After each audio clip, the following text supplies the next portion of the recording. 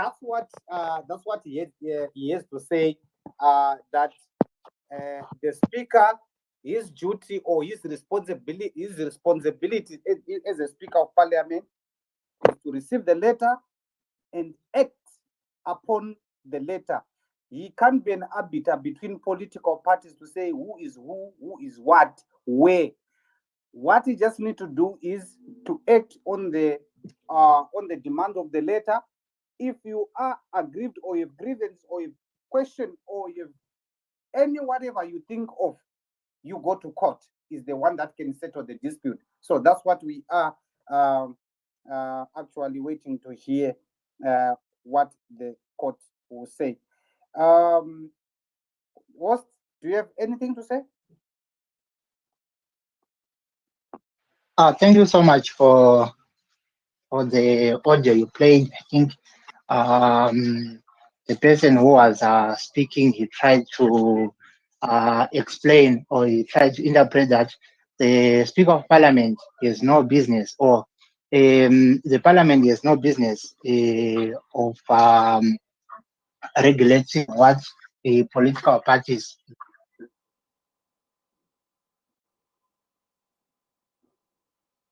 to what a political party has said, and follow that.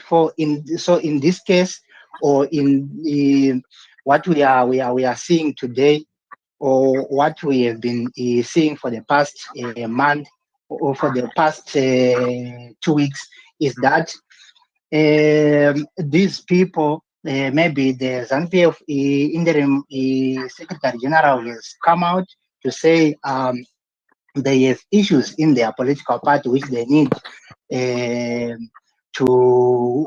which they have decided to resolve by recalling some of their members from the parliament, and they did send a letter to the Speaker of Parliament, and the Speaker of Parliament has received the letter and is in the media that they have decided to recall those 70 members. What we need to understand, maybe as Zimbabweans or as a people, that we are already in a constitutional crisis, and we need to have a way forward we need to have to define a way forward, maybe to come out of this, and that's what we are discussing, and that's what we are talking about. So if you want to say a word, if you want to contribute something, maybe you can request the mic and come to speak your mind. Let us know what you think about the ongoing recalls. I have seen also another letter in the media that ZANU PF has confirmed the recalls. I think I've seen that letter and something like that. So we just need to have a platform to discuss what's happening. If you want to say something, you can request the mic and come and speak. I see there is Mambo Sose. If you can take the mic, over to you, Mambo Sose.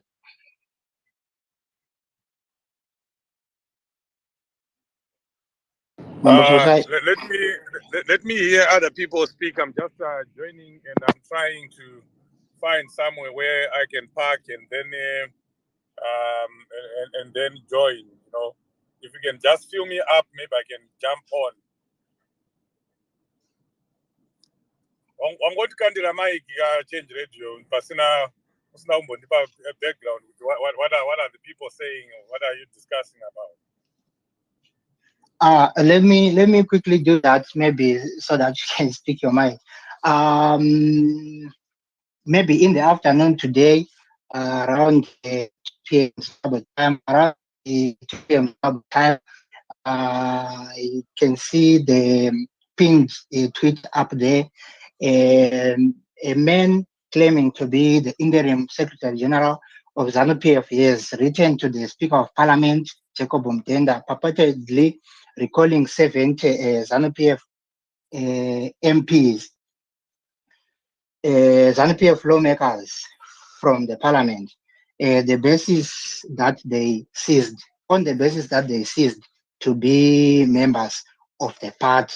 So someone by the name Tafadzwa Manyika, who is claiming to be the interim Secretary General of ZANU PF, is recalled 70 MPs from the parliament, saying they ceased to be members of their party, ZANU PF. So this is what we are discussing, and I think that's the background I have. And I was just trying to link it with the recalls we saw last week of the 23 CCC lawmakers and I think other council representatives. So this is what we are discussing here. I don't know if you got me there. Yeah. I also saw the letter. I don't know why you're saying someone who is claiming to be the acting SG for ZANU PF. He is the acting SG for ZANU PF. That is what we have seen. That is what is on the letter. And as far as I looked at the letter, it's a bona fide and genuine ZANU PF letterhead. It was written by someone from ZANU PF. Personally, I'll take it as it is. And I don't even think that there is a relationship between this letter and what happened to Triple C members of parliament. I think this is a ZANU PF person who has decided to withdraw their members of parliament, a ZANU PF acting secretary general who is exercising his party's right or democratic right, whatever you call it, and those people have been recalled. I didn't even read the contents of the letter, and I don't even think that we should even be concerned about the contents of the letter. We are not ZANU PF. I'm not ZANU PF. So what is important is the ZANU PF members of parliament have been withdrawn, and a precedent was set that if someone writes a letter, the Speaker of Parliament, as he said, I might not quote him word by word, but he said he doesn't have the locus standi or the power or the authority to deny such kind of a letter. He said he doesn't have those powers. Those powers rest with the courts of Zimbabwe. All he does is execute. So right now we are expecting him to execute what he has been given. The letter, as I saw, was stamped by the court, which makes it an official document, a legitimate document. And once that it has been stamped, Denda cannot reject it, either on a technicality or for any reason, because it has been stamped, which means it has been accepted. It has been entered on the Parliament of Zimbabwe as a correct record of what was submitted by the acting Secretary General of ZANU PF. So really, the call should just be for Mudenda to keep up with the presidents and withdraw those 70 members of parliament from ZANU PF. But that also speaks to what we've been saying, that Zimbabwe is in a crisis. This is a typical example of a country that is in a crisis after a sham election, and we can see that it's now child play in parliament. What Mudenda did with the Triple C members of parliament is child play. Whatever is happening right now, overall, in the parliament of Zimbabwe, it's child play. And I don't know how he's going to fix that. But he has a hell lot of a big problem in front of him, because the country is watching, the international community is watching, everyone is watching how he's going to react to that. But he has to react, he has to do something. And the only thing that the people of Zimbabwe would expect him to do is just to withdraw those members of parliament. And if ZANU PF wants to appeal the decision, they have to go to court, just like Triple C has done. And then all we can say now, let the fun begins. Thank you.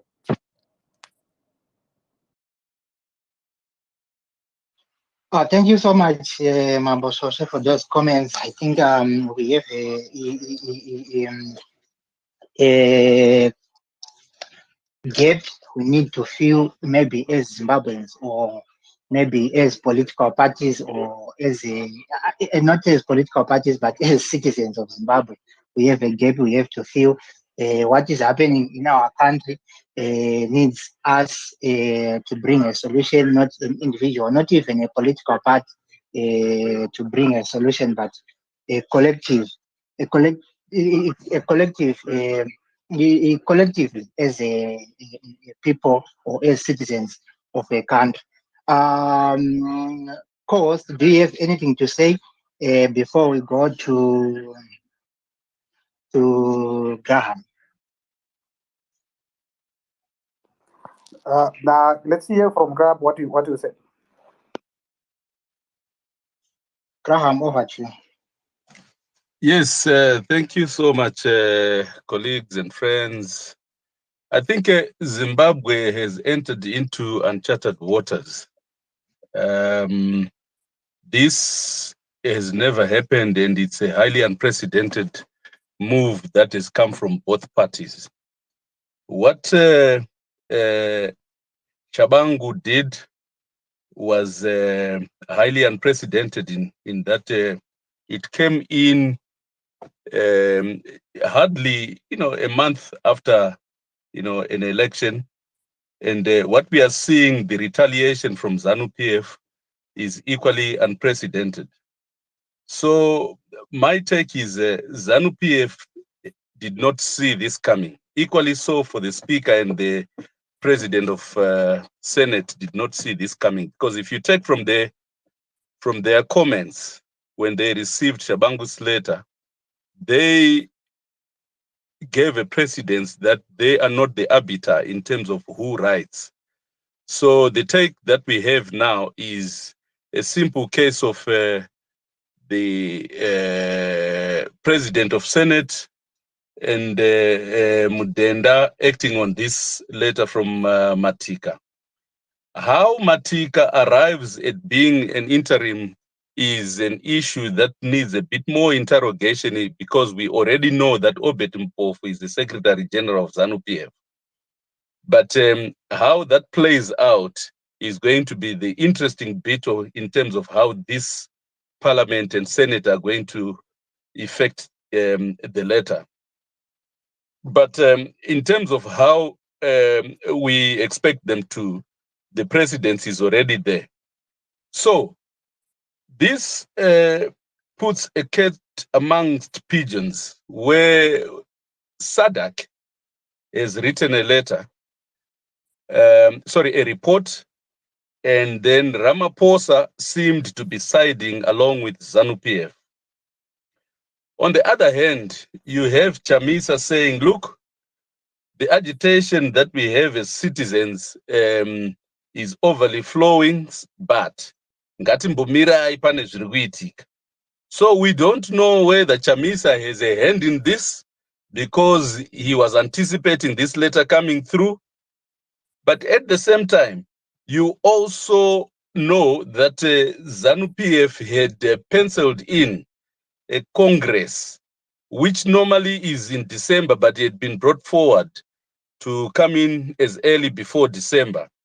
So the whole scope of the Congress in anticipation, was now being kufungidzirwa kunzi, no, he wants to maybe change the constitution and go for a third term.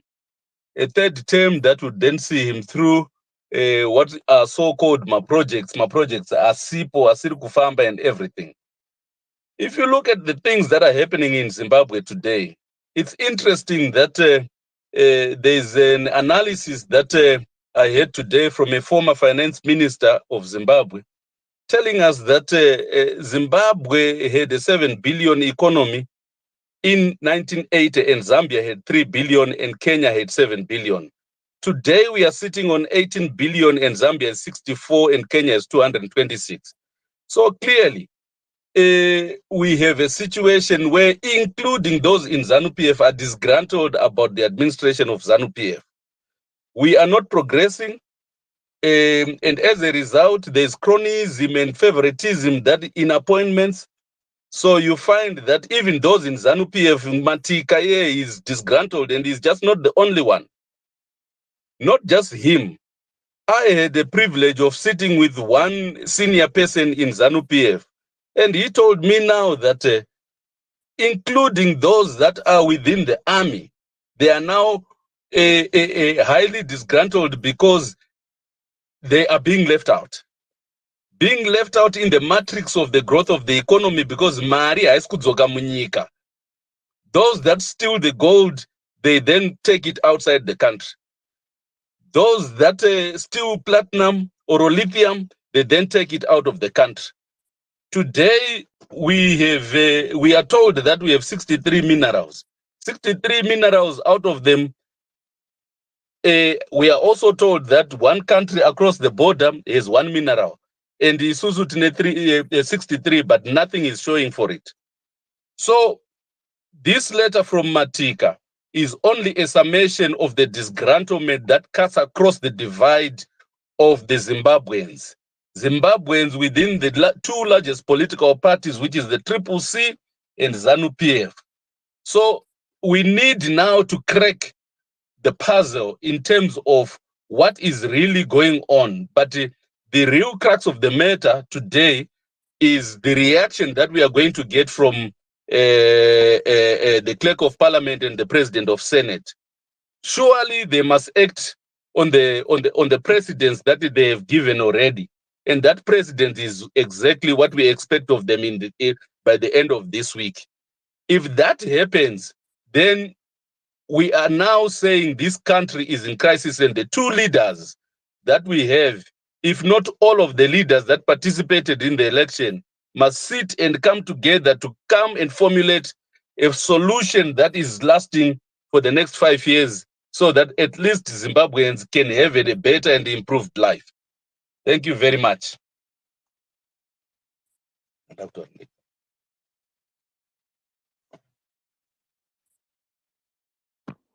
Thank you so much, Mkoma Graham. Thank you so much, Champion, for those words with wisdom. I know for sure we, like I said earlier on when you started, that we have got mixed feeling about it, and I know hanzi charu akadanativu kana tiri kwedu kumasvingo handizive kuti kundozviexplaina sei in English because chirungu chinozombotiza. But what I am getting from you, Champion Graham, is that the president has already been set, and the president was that the ZANU PF did not anticipate it will happen to them in this way. And if you look at the story, obviously people might want to get the picture. Where is it really coming from? I'm sure the story is coming back date to 2017 when Mnangagwa came into power. The people who were chunked out of ZANU, some of them were not even fired. There's no dismissal letter, and still people still holding those positions. But anyway, that's not my baby to nest. That's not my analysis. But I would want to see how if the member of parliament, the 70, are going to be withdrawn from parliament. That's the first thing.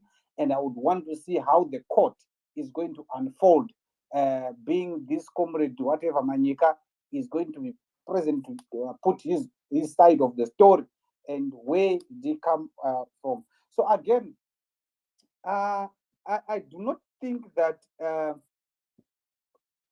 the position of SG in ZANU PF, I know Opetumpov is actually not the SG. I think it's the Secretary of Administration or something like that. That's what they call it.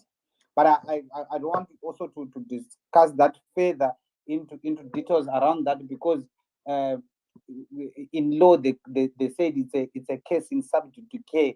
It might be a case that will go to court, and then we preempt. Obviously, we want to hear more from citizens. What do you think about this case? Kumarevai Tembo, let's hear from you.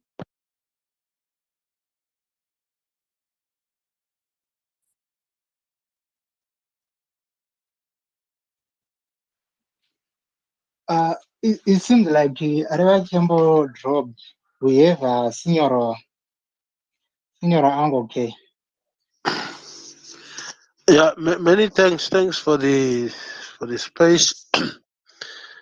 They say it rains. It never rains. It pours. I think this is a reflection of the much talked about constitutional crisis in Zimbabwe. I think what we are failing is just to declare that we've got a constitutional crisis in Zimbabwe, supported by a number of cases that bring the whole nation to disrepute and affect the socio-economic political dynamics, and nothing is being done to bring correctness. And I like the previous speaker's presentation when he talks about 2017. It was something that was trending 2018, yeah. That was one of my interesting topics. I remember we really touched on it. What came up, which is fundamental and truthful, is that the ZANU PF, which supposedly is the ruling party, disrespected its own constitution, which speaks to holding a central committee meeting to appoint a successor. And that meeting should be called by the sitting president. It did not happen. But what is of public consumption is that it was not even below the required quorum. It was worse than TB, because these were members, largely members or former members of ZANU PF, who have been chucked out, they have been removed, and that was made public. They were not members of the ruling party, ZANU PF, per se, let alone they were not members of a central committee. But they managed to navigate, did exactly the same thing that we are now talking about today. Not to say it is a good thing, but to cement or to endorse the earlier statement that we've got a constitutional crisis.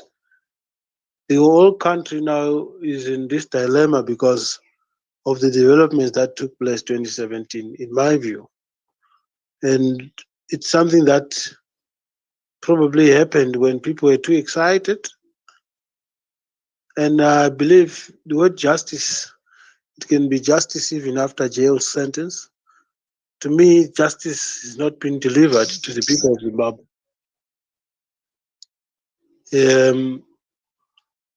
How did our institution, the whole parliament, how was it convinced to meet gross abuse of our institution? And fast forward, they made it possible that we now have a president serving rather his second term, but his entry point was fraudulent, was unconstitutional. They always say precedents is always said sometimes these are issues to do with the constitution. which I think is problematic. And the constitution itself, I think, has got loopholes in terms of defining what's a political party, where's the mandate to do what in a political party or movement. We now have a reverse of what was trending last week. It's now the other way around. But the question I have here on this space is the difference here. We did not hear anything that speaks to Parliament has received the letter. Not so much to disqualify the whole thing, but I think it might add value if we can get something to substantiate this whole thing, this whole case. But however, I think, in my view, we may look at these things in isolation, but it's a confirmation that we do have a constitutional crisis as a people of Zimbabwe. Many thanks.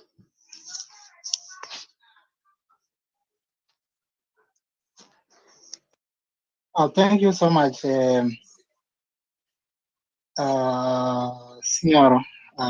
Thank you so much for the words. And I think what we are agreeing on here, whatever is happening or whatever is taking place, is that we have a SADC report, we have a parliament, we have the two political parties, and the state in which the politics of the country, the economic situation, and everything else is telling a story that we need to do something as citizens of Zimbabwe. We need to do something as citizens in Africa. I see that we have Mambo Sose. Co-host, do you have anything to say before I go back to Mambo Sose? Uh, Over to you, co-host.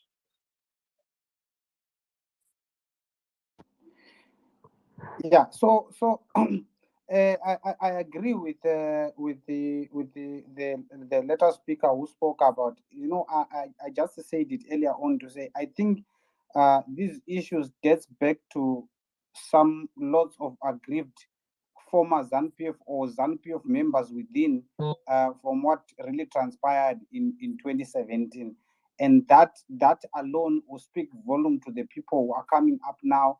And the question again that will be need to be asked is the targeted people. What was their contribution in 2017 for excluding or isolating other comrades? And in that context, and Mambo Soshe has said earlier on that we don't need to say whether or not the person who has wrote this letter is an SG of ZANU-PF. We saw a letterhead on the letter. Funny, so if you look at Triple C letterhead,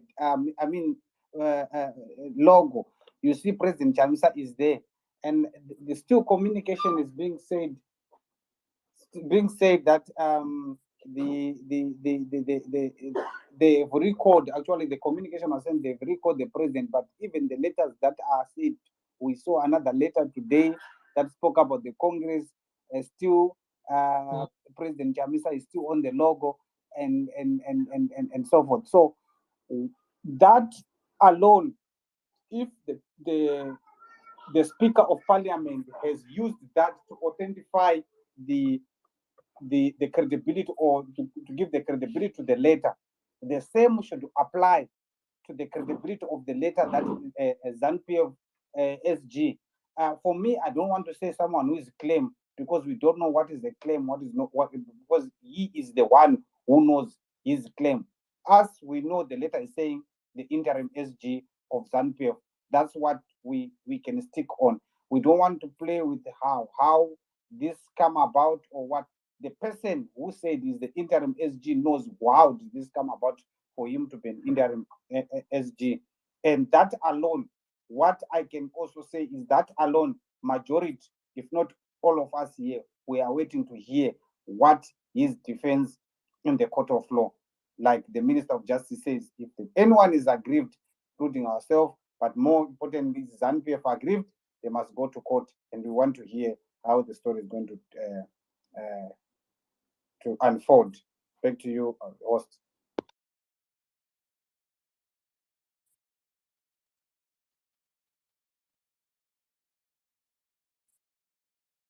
Back to you, host. I thought you were saying, Mambo Shoshe. You take it back to Mambo Shoshe after me. I think Mambo Shoshe can go ahead if the host is not here.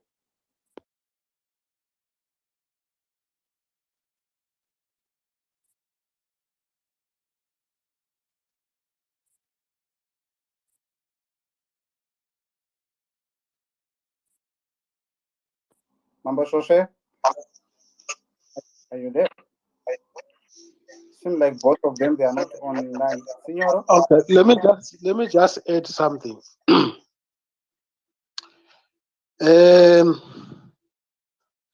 I've always pointed out that this is a revolution. It's not a one-day event. It's not a one-man band. And as it gets deeper, you use anything, everything. You fight tooth and nail. And sometimes you don't look at the weapon and scrutinize it, even if it belongs to the enemy. Use it against the enemy. That's what speaks to a revolution towards a meaningful cause. Now, point I'm making is anything can happen. Anything could be happening. We probably could be concentrating on these fictitious letters, but probably they're intentionally so to provoke something, and something is about to happen. And I'm being inquisitive here to see what if something is about to happen. Probably I'm not the only one. Some people have always said, I've always said, it's not so much about we were used 2017, even though I was not part of, but it's spirit of embracing a problem in order to find a meaningful, effective solution. We say we as a correctional measure. It's not so much to talk about what happened, but it's about understanding that precedence was set and another opportunity can come. So much about losing an opportunity in 2017. And deep down my heart, I'm convinced that an opportunity shall arise. Not only a democratic system can bring justice to the people of Zimbabwe. Who knows? What if this is an opportunity? I think people of Zimbabwe should care less where this is coming from. But if it is an opening that will bring the whole country to distribute, to focus on constitutionalism and allow that opening to bring equality among Zimbabweans, and whether that will lead to a transitional government or anything that will satisfy, at least satisfy the majority who are trying hard to change a system of oppression that has tormented us for many years. I think words of encouragement, let's open our eyes, let's be awakened, let's be vigilant. An opportunity can come whichever way possible. And who knows, this could be an opportunity. And I think when people are discussing, I don't hear where people are trying to find out where is this coming from? Who could be igniting this? And not so much to dwell on that, but the most important thing is to be on guard and guard alert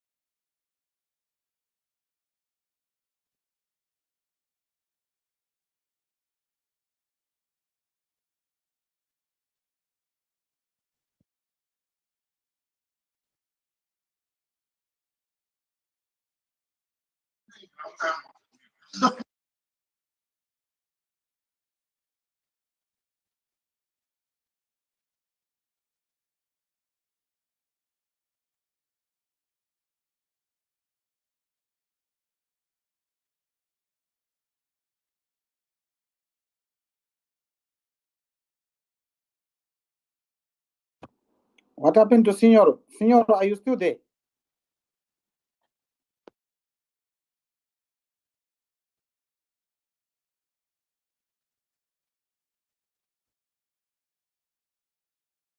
Okay. I hope people you are hearing me. It seems like Senor dropped down.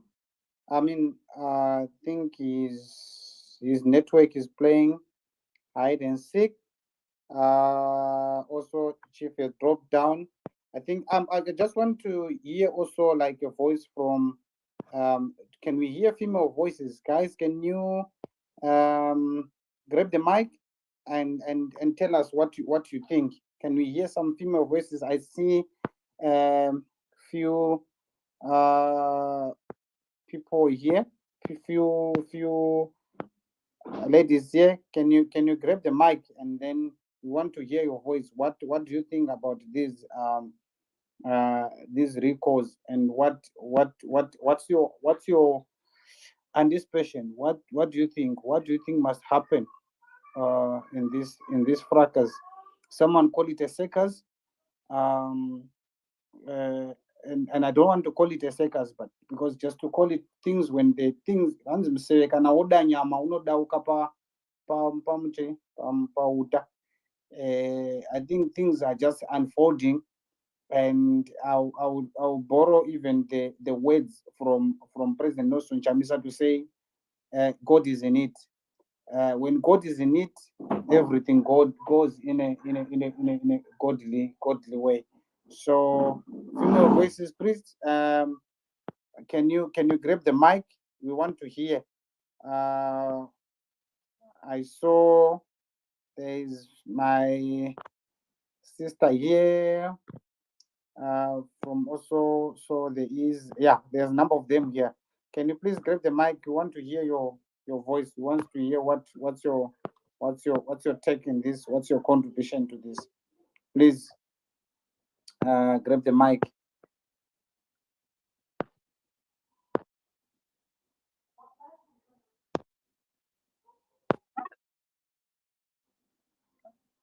Okay. Another request. Okay.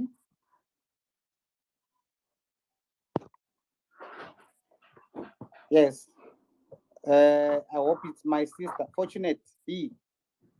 Yes, you're very right. It's a sister. So I just wanted to echo the words of, I don't know, I can't find the brother who was speaking earlier on saying, we just need to be very alert and be on guard about what's going on. The real question is what's actually going on in the background. This is what we are seeing here. We're seeing all these recalls, all these letters coming through. First of all, it indicates that the system is very porous, like anyone can infiltrate the system. This doesn't just mean that they can infiltrate the system for the different political parties, but it just shows that they can infiltrate the Zimbabwe system. So based on that, we don't know who the players are in the background and what their ultimate goal is. But we just have to be very careful and be on our guard, specifically referring to November 2017. We were so beat down, we were so tired, we were so exhausted from, the rule of the previous president that we were like, anything that comes our way, we are going to take it. That's where we were in 2017.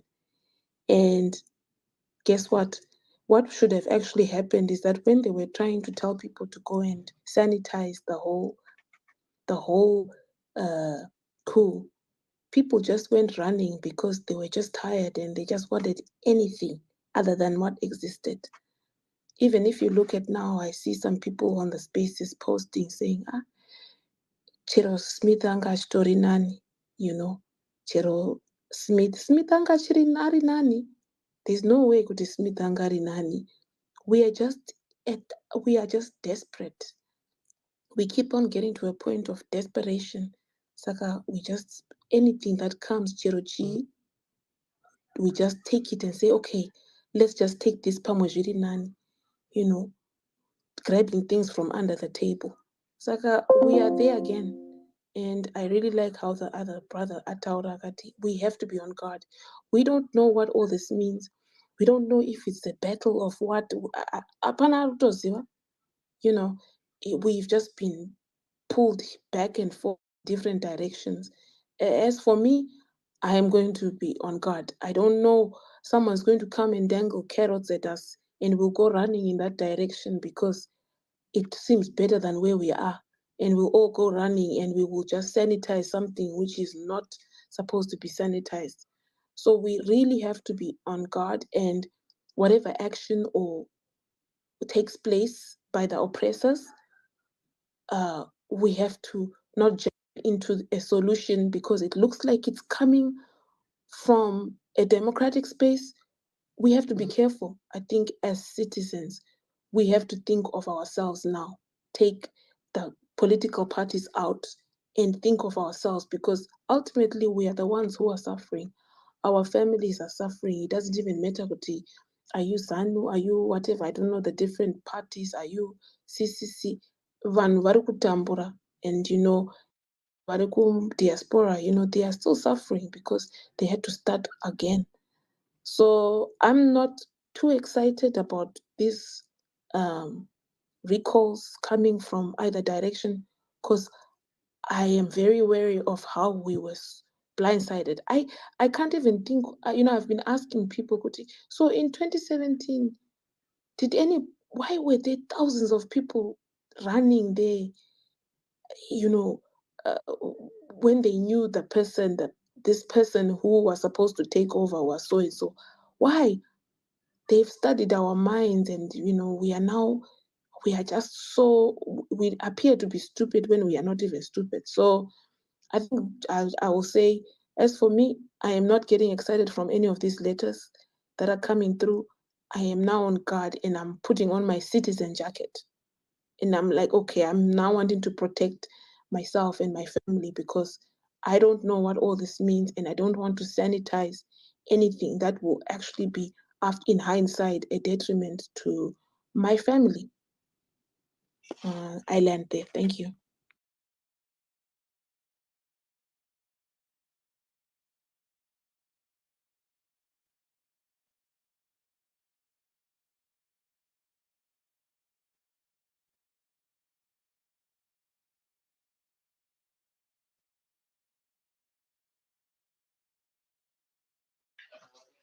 Oh, thank you so much, sister, for the good words. It is good that we also consider ourselves as we consider a God as our rescue, especially in these moments when things become seem like we need to we need to ask for his interference, especially during these difficult times. Zimbabwe is really in a crisis. What we see on the news, what we see on the social media is just a reflection of what is happening. If I remind you that just last week, just this month, just last month, we lost two prominent people from Manicaland. I think there is a doctor and there's another manager who also died, mainly because the hospitals could not afford, the hospitals could not help them. They had in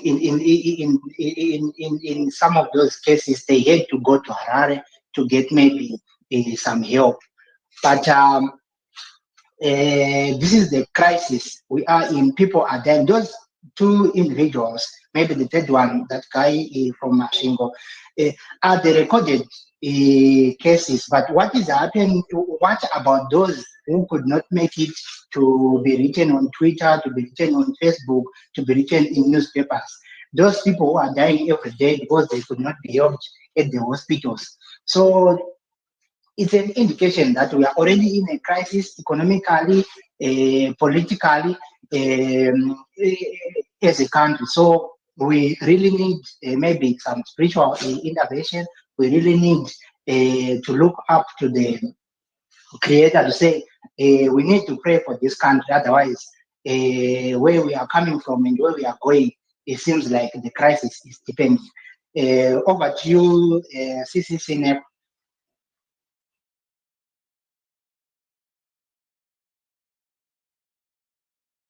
CCC, are you there?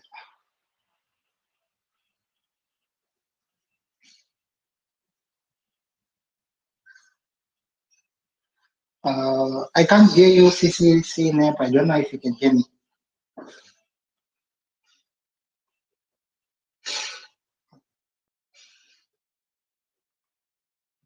Co-host, can you hear me? Yes, I can hear you. I can't hear Nep. CC Nep, I think what you just need to do is to drop and come up again because we cannot hear you unless the issues from your side you can be sorted from your side. Yeah. So I think it's because we cannot hear CC Nep. So I think it's gonna then you request again. Request again to come up. Today I'm going to be more of a female activist. I would like to hear voices from our lovely sisters here. I want to hear the voices. What do you think about this action that is happening in Zimbabwe, and what do you think? What is the future of the politics in Zimbabwe, and what do you think is going to happen after this? I like the contribution that my sister Fortunate gave earlier on to say, obviously, we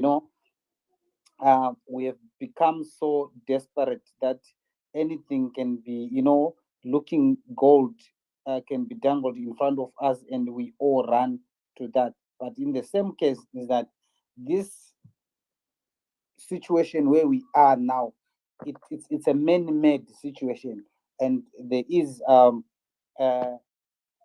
nothing that no one we can blame about the situation in Zimbabwe except blaming the leadership. And you can see that it's still there are some people who are being involved in this, and rather they are actually playing with the hard feelings of the citizens, and they know who we are, and they know now that we are tired of running for any option that comes on our way.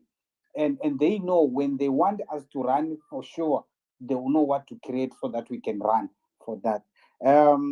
I can see NAP is down again, but Komabanga, Yeah, okay, I'm very clear for everyone.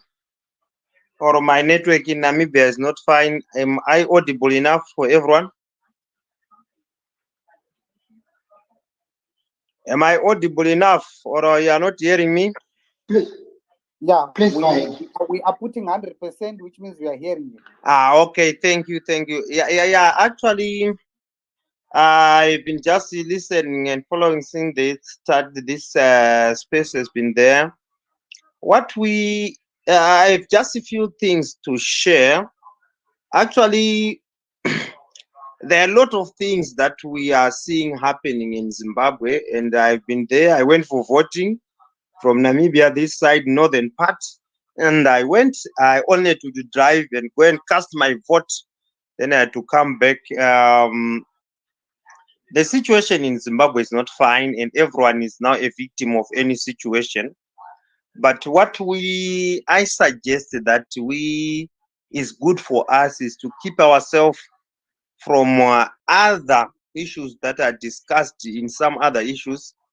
I believe myself as a CC member, just a member, I believe some other things that we end up discussing on some spaces that are being controlled or hosted by those whom we think they are part of us. We should just see. Yes, I know in politics we have to discuss and other things we have to discuss, but we need to guard ourselves from listening some other spaces which actually would come and say, why does Jamis have this? Why does this not have this? I think my only advice to ourselves is we need to guard ourselves from that, because we end up having diluted information that we will fail to reach our goal and our objectives to change the country and to make things work for everyone.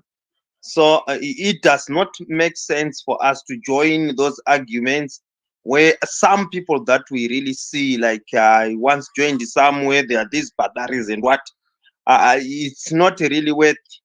I try to look at how actually even during when ZANU MPs in the 60s, when they're planning their everything, one way during on the other forefront and others were doing other things and others were doing other things. So I believe that the administration or the leaders who are there on our party, CCC, on our movement, should do other things. And us, yes, we need to defend, but we need to be so vigilant of anything that comes, because we are all vulnerable.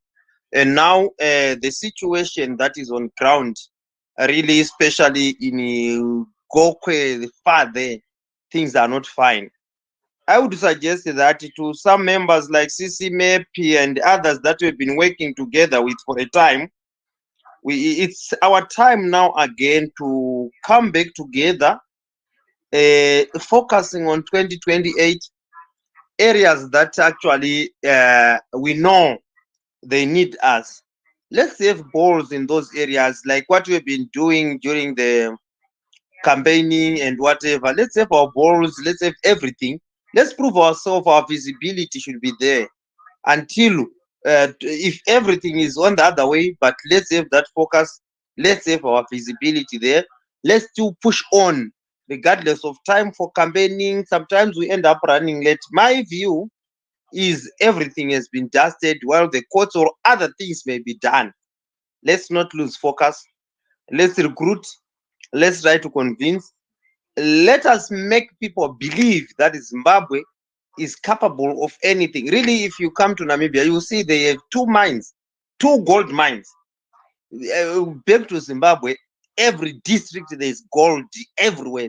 So we have the resources. But where we are failing is, who is failing in Zimbabwe? It's ZANU PF. Why are we, if you come here, things are not like what they are back home. Who is failing us? It's ZANU PF. So at least if we keep on selling the message, coming back to the ground wherever you are, do something. If you do something to your own village, tell them that everyone is needed for the change. Let's look at the situation of hospitals. Recently, we lost the prominent figures. All these things are just coming in our eyes while we are still seeing. Let's keep the focus. We ever try to do something that, if ever you are visiting Zimbabwe, tell 2 or 3 people to see the way we are seeing, not only for them to understand that we get t-shirts, we get what. Let's try to convince people for focus. Other things that needs leadership, let the leadership work on our behalf while we do the groundwork. We do everything that is so necessary for us to do and focus. Whatever the year the things will come up to be correct and to be good for us, it will be fine for everyone. We all miss home and we all need to go home. But the situation, you can't drive just from Victoria Falls. If you just left the airport, you are now in potholes until Wange. The situation is off the end. You can't drive to Lupani. We used to make a shortcut via Ngai. There is no more road. You have to go via Gweru to go to Gokwe. It's really a mess that ZANU-PF have done to us. So let's keep on trying to do the good things, the small things that we try to reach, and make those who do not see the need of a change. Let them see that we need to remove this ZANU PF regime and forever. That's my submission. You can lower me down there, then I'll be a speaker, but let's avoid listening to some other people and discuss other things. For me, I've decided myself, if ever I see this one, regardless of the good message or whatever, there's no good impact, should I say. I decided not to listen to them because they are already confused. They are suppressing people, and we want a change. Everyone is suffocating because of that.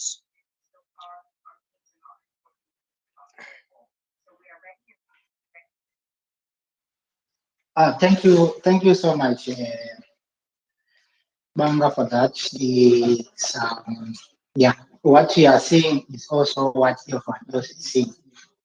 What I can say, maybe in my own opinion, is that 2028, it will be like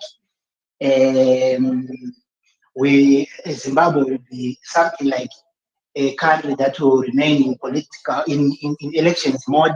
I think since 2018 we have been in the same state, and we cannot allow it to take 10 years of our time to keep ourselves in a elections mode where people will be campaigning throughout. We need to focus on the economy. We need to focus on building these hospitals. We need to focus on those minerals you were talking about. So it means that as a nation, we need to resolve whatever is there before we even say we need to move on. Because once we move on and things are in disarray, this what it means is that we are doing ourselves we are not doing ourselves any good, because the crisis will remain and will continue just like that. If it was not for the GNU in 2008, maybe things could have changed back then. But the GNU gave us a blanket that we thought maybe it's not cold out there, but now we are back in the forest again.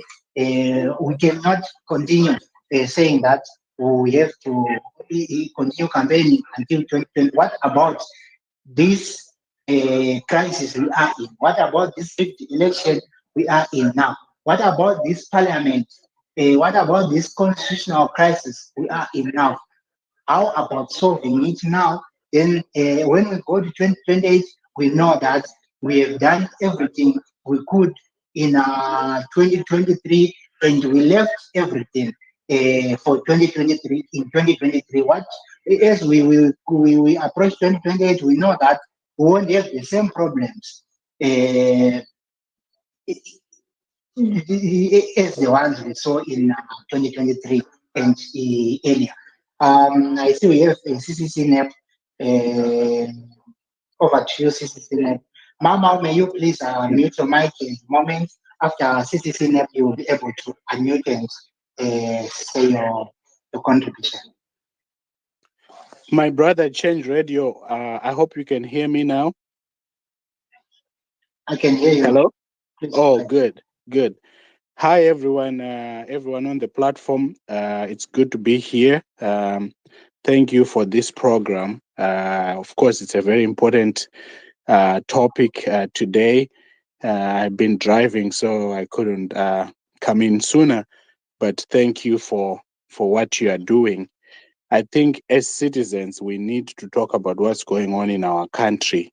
And I think what we saw today, whatever people make of who this person is, what they are doing, the bottom line is the same, that we had a sham election. That's number one. Number two, we do have a cabal of citizens in Zimbabwe who have essentially captured all our state institutions, including the Zimbabwe Electoral Commission, Parliament, the police, even the army, which is very unfortunate, where a few individuals are determining everyone else's destiny. I think what needs to happen is essentially, whoever this person is, whether it's real, whether it's fake, whatever, I actually hope this is fake. Because if it is fake, we are calling on the Speaker of Parliament's bluff. Okay? So the rules don't apply to Triple C only, they apply to ZANU PF as well, or any other party or any other independent in Parliament. So we need to be having our institutions working properly. What we have now is a banana republic. You cannot be Speaker of Parliament and just say anybody writes a letter to me and you take it for the gospel truth.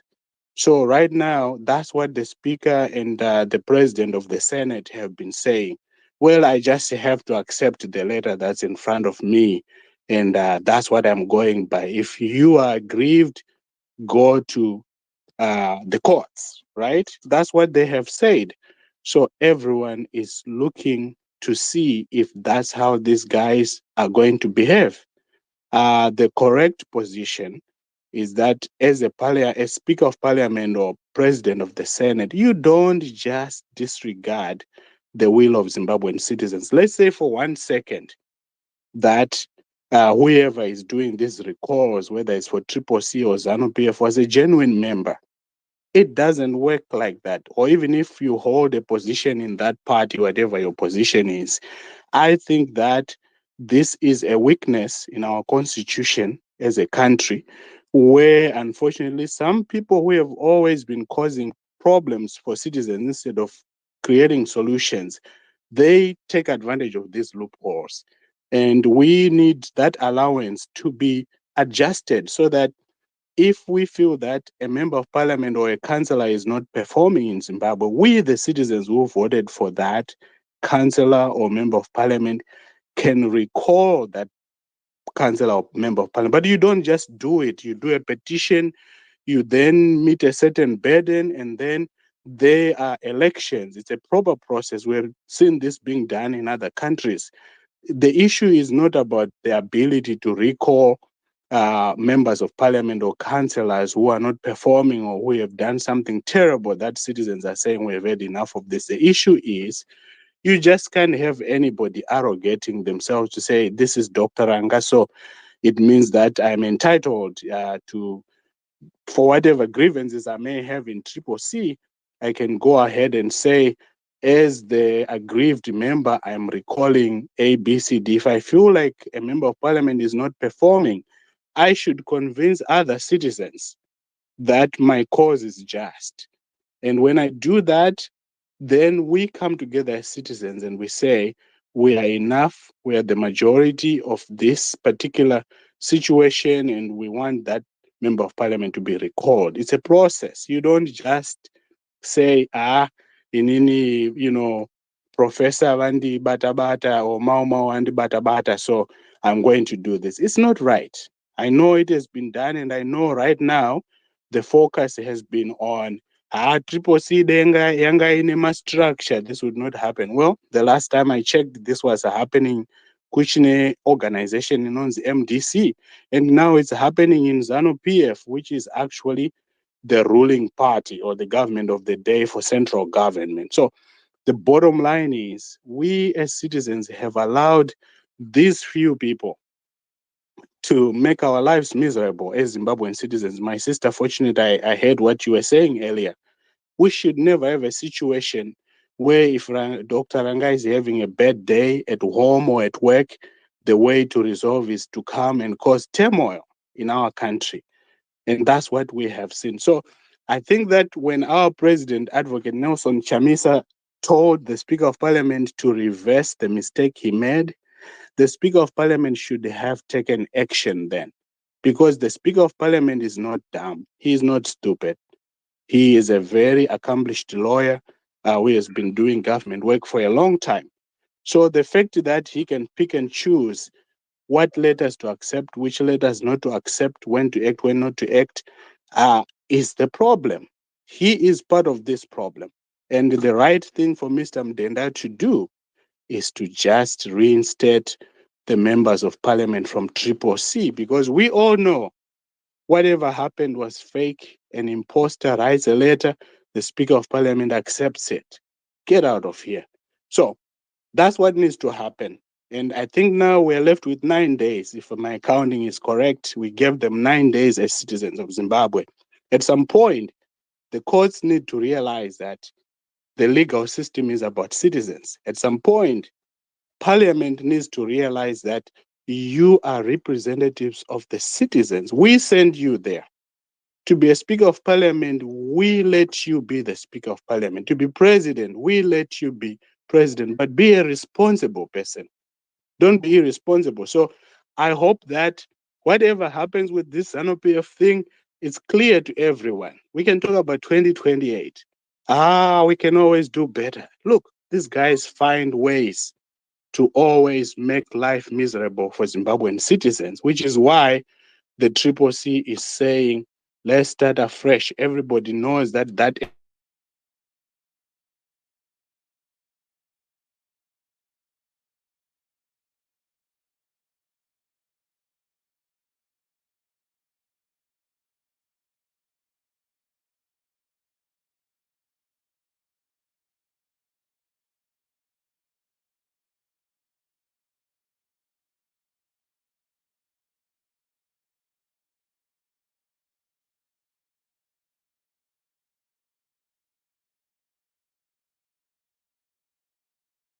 ideas.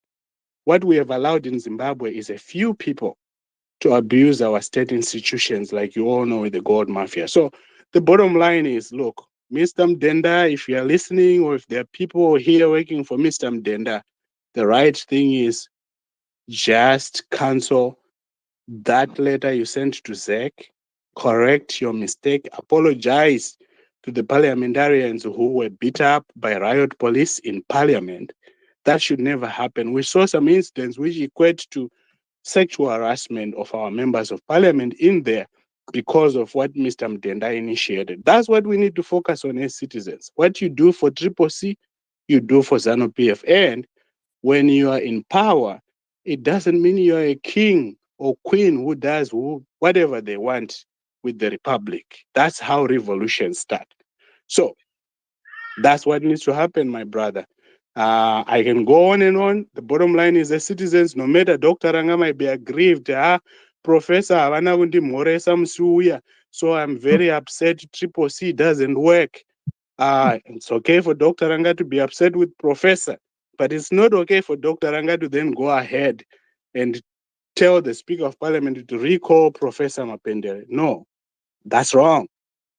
I don't care. All of us here, as citizen representatives, we've been working in the spaces we occupy, in the diaspora, in Zimbabwe, in Namibia, in South Africa.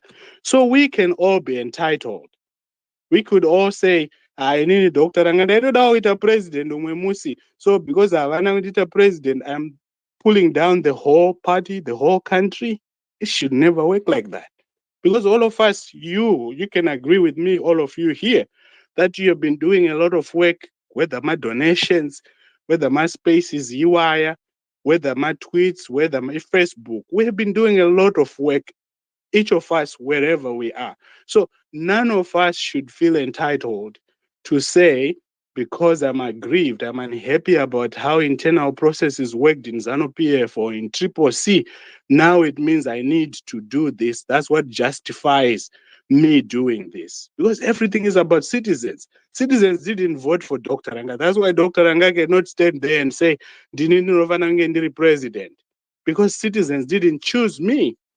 They chose someone else. So there are so many excuses that people use to justify what should never happen in a functional democracy, in a functional constitutional democracy, in a country where there's rule of law. We should not justify these actions. We should not be happening. So in Zimbabwe, let's put an end to this. That's what citizens are saying. If you don't listen to us, you have 9 days. You're going to hear from us. You're already hearing from us. And this is just the beginning. Thank you.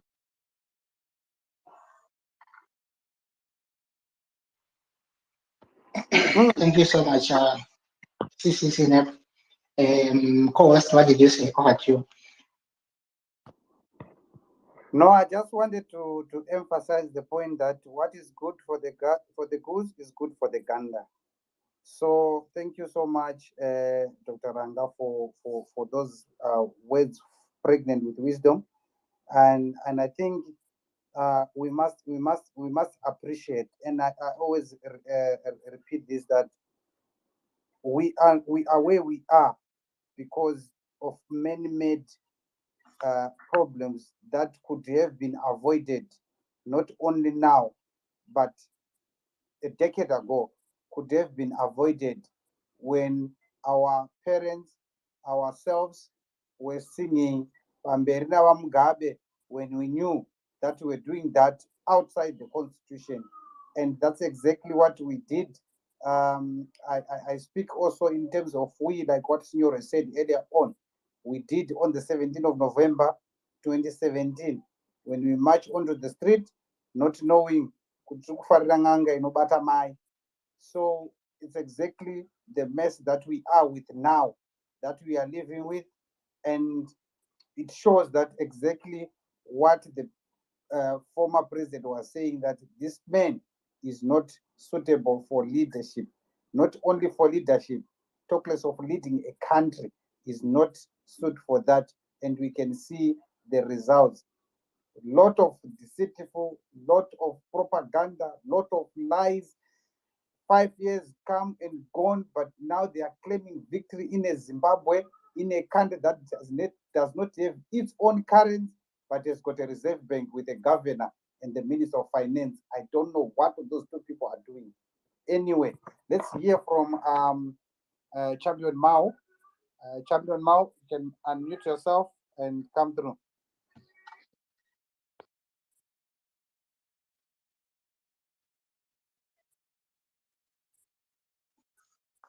Hello, can you hear me? We can hear you. Please go ahead. Oh, thank you so very much. Let me start by just thanking all the speakers who have aired their contributions on this platform. Zvinhu zvinofadza chaizvo ende zvinhu zvatinoshuwira senyika kuti dai nyika yedu yasvika pekuti tinenge tichiwadzana. You want to believe that even pano paplatform tinogona kunge tine vemapato akasiyana siyana kusanganisira nebato reZANU PF. Kutarisa nhau iripo nemamiriro ayakaita, ndichimboti dzokerei kumashure mbichana. Pane vatauri vazhinji vataura zvinhu zvakanaka chaizvo, zvinori ndo zvatinokurudzira sevana veZimbabwe. In fact, ndo zvatangadai tichiita dai kuri kunzi nyika yedu iri kufambiswa zvakanaka.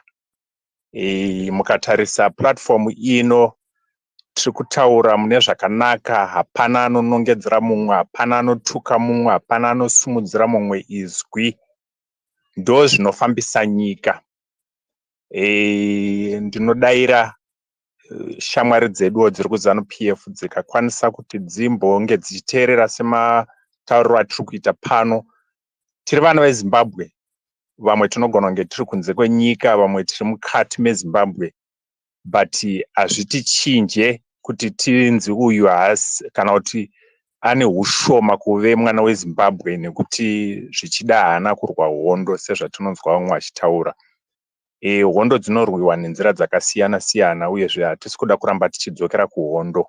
Hondo dzakatorwiwa dzakapera, chavepo kwakuda kuendesa nyika mberi. Nyika haingaendeswe mberi nekuramba tichirwa hondo kana kuti tichitaura nezvekurwa hondo dzakarwiwa kare. Iroro idama randinoonesa kuhama dzedu dziri kuZANU PF, with much respect, ndisingavashoropodze kana kuvashora, asi kuvaonesawo sevamwe vedu, sezvizvarwa zvimwe chete nesuwo munyika yedu yakasununguka. Ndiyo yega nyika yatinayo, uyezve nyika yakakomborerwa, nyika ine upfumi, nyika yakanaka zvikuru. Ndichitarisa pana ambotaura kuti kuNamibia there are only 2 gold mines. Ine ndakazvarwa kuMashonaland, pekuti mumunda mako chaimo igoridhe, pese pawafamba igoridhe. Muna Hangwa umo taifamba tichitsvaira nzira, kwete kuenda muriver. kunonzi kuchikutuku, kutsvaira nzira vanhu vachitonosefara goridhe rekuti vanoendesa vanowana mapoints avo vachidi.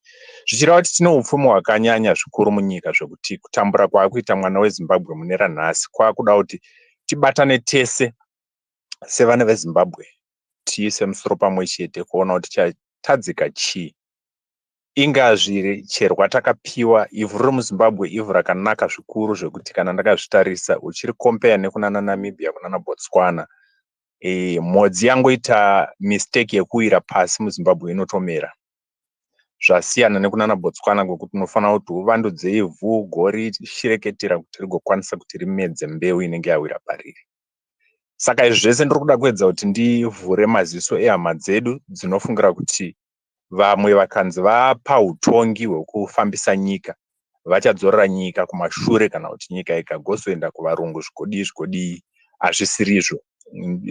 Tinoda kuti tigadzirisane ipapo titeerere vamwe. Pane nhau yamboti taurwei ichitaura kuti ngatiendei kumaruva tigodzidzisa vamwe vagoziva kuti tiripo zvikozodii. Inhau yakanaka, handishore kana kuti handipokane nayo. Asi ndingangoti panguva yatiri inei zvaida kuti timirei zvishomanini, nekuti tikadaro taakuita kunge tapembedza utongi huripo kana kuti maitirwo ezvinhu aripo, ekuti sarudzo dzinotadza kufamba zvakanaka, dzombunyikidzwa. Kunyange venyika dzekunze vatinenge takoka vouya voona kuti izvi zvasiyana nezvatanga tichifungira, izvi hazvisirizvo, dai mafambisawo zvinhu zvenyu mune zvakanaka. Saka ngatirambei takatsika ipapo, ndichinyanya kukandira nhau iyi kuutungamiri hweCCC runori ndobato randinomirira ini, ndobato rangu. Ndinoti dai taita kuti nhau iyoyo itange yaonekwa unzi inosvika papi tisati tafunga zvimwe zvikamu zvekuita. Hongu, handirambidze vanhu kuti tifanira kumhanyisa pfungwa mberi, asi tine mashoko anotaurwa nemutungamiri wedu Advocate Nelson Chamisa, vachitaura ivo kuti zvinhu zvakuzonaka, pane zvavari kuronga, pane zviri kuitika, zvavasingakwanisi kuti vatiburitsire nemashoko avo, ende vari right mukuita saizvozvo. Ndoda kuti ndikorektewo vamwe kana paine vasiri kunyatsopanzwisisa ipapo. Hazvigone kuti uri muhondo wotanga kutaura zvombo zvako kana kuti wotanga kutaura mastrategies ako auri kurwisana nawo newauri kurwa naye. Anobva akutoziva zvauri kuita agokwanisa kuzokutokumhanyirira mberi. Saka ngativei nekutenda muna Advocate Nelson Chamisa kuti pane zvavari kuronga zvichanakira mumwe nemumwe uyo anonzi chizvarwa cheZimbabwe, whether uri ZANU PF kana uri bato ripi, chero uri mwana wechizvarwa cheZimbabwe. Zimbabwe itsva iZimbabwe inonakira munhu wese, unlike Zimbabwe yatinayo yekuti it's just a few individuals vanozviti vari kunakidzwa muZimbabwe. Ukaona uchinakidzwa muZimbabwe kutaura chokwadi pari zvinezvi, which means uri kudivi iroro revashomanini vari kuita zvisina kunaka, zvinoita kuti munguva yekuti ruzhinji rwese ruri kutambura, iwo ndo munguva yako yaona kuti uri kunakidzwa. Hapana chiri kunakidza munyika yedu so far, ende hapana chinombofa chakanakidza zvinhu zvikaramba zvakadai. Tiri kuda kunakidza kwekuti munhu wese ave anonakidzwa, anoona kunakidza kwezvinhu. Saka pane mashoko ataurwa akati wandei paboka rino, handandida kuti ndiedze kuti nditaure, saka mazhinji acho atorwawo nevataura kare. Asi chandoda kukurudzira ndechekuti tsamba iri kutaurwa nezvayo iyo, tochidzokera patsamba inori ndofunga ndo ine donzvo renhau yanhasi yema-MPs eZANU PF ari kunzi they have been recalled.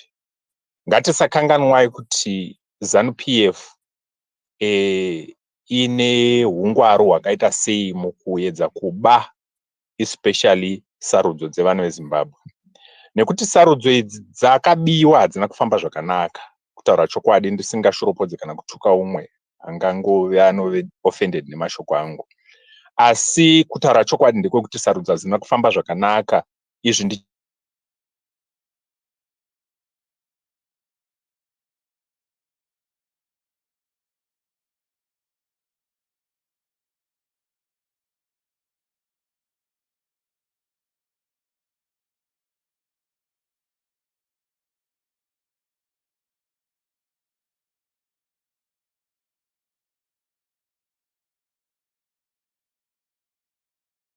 kuti Zimbabwe fusion pachikamu chatakatarisana nacho chekuti sarudzo hadzina kufamba zvakanaka uye zvidzofana kuti dzifambiswe mune zvakanaka.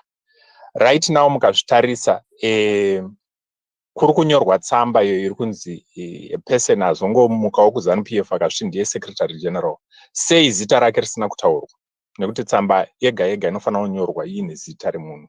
Saka ndiri kuona kunge vana veZimbabwe tiri kuda kuti tinzvengeswe pafocus yedu, tisafocus pazvinhu zvine basa tigomhanya taakufura kuti nekuZANU PF zvaitikawo, saka ngatichimborelaxai, tione kuti zvakamira sei chinechi. Saka ndinongoti kuleadership yedu yeCCC, intelligence yenyu ngai investigate interrogate that letter iri kunzi yanhingirikanwa iyoyo yazoita recall MPs eZANU PF.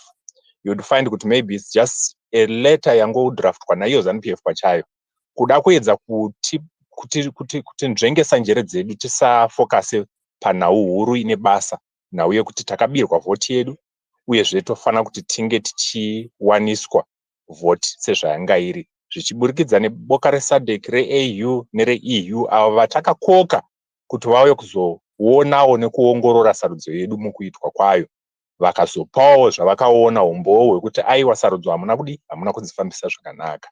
Saka zvimwe zvese izvi, yes, we need to prepare for 2028 and we need to put our party in structures and what. Leadership yedu chandinoifarira, chandinoidira ileadership inotonzwa zvatinotaura. Ndichiri kutondera advocate vachienda kuManyikaland, vakanoadresa mhuri yekuManyikaland vachitaura mashoko ekuti moda here kuti tiite zvakati, moda here kuti tiite zvakati, tauya kuzonzwa kwamuri nekuti isi tiri boka revanhu.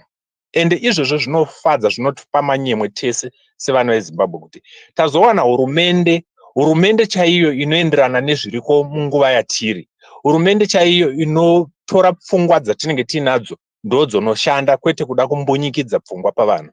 Kuri kuboka reZANU PF hauwane that platform yekuti leadership inoenda kuvanhu yonotora zvataurwa nevanhu youya yoimplementa izvozvo, hazviko. Mazvake chete tunoona kuti vamwe vakuzotora vana vavo vachivaita vatungamiri vemamwe ministerial positions and etc, zvigotounza kutonyunyikana kuri kutorimo mukati meboka rimwe chete iroro. Asi ndinongofara zvangu kuti isu vana veCCC tiri vana vaMwari, tinotya Mwari sezvinotaura mutungamiri wedu, chinhu chakanaka zvikuru. Hongu kungaitawo vanopokana nekuti kukudza Mwari kwakuzodzorera boka kumashure, kana kuti zvinangwa zvatanga takatarisana nazvo kumashure, aiwa Mwari ndiMwari, havafi vakachinja, hanzi zvavaive vari zuro ndozvavari nhasi, namangwana vanoramba vakadaro. So kurava kuti nhau yedu yesarudzo ina Mwari mukati, change iri kuuya. Ndosaka muri kuona vamwe vedu vari kuedza kuita zvakati, vagoedza zvakati, vagoedza zvakati. Dai pasina zvavari kuziva kutaura chokwadi, kungadai kwakanyarwa kuriziva chingotonga sekutorawo kwavakaita chisimba.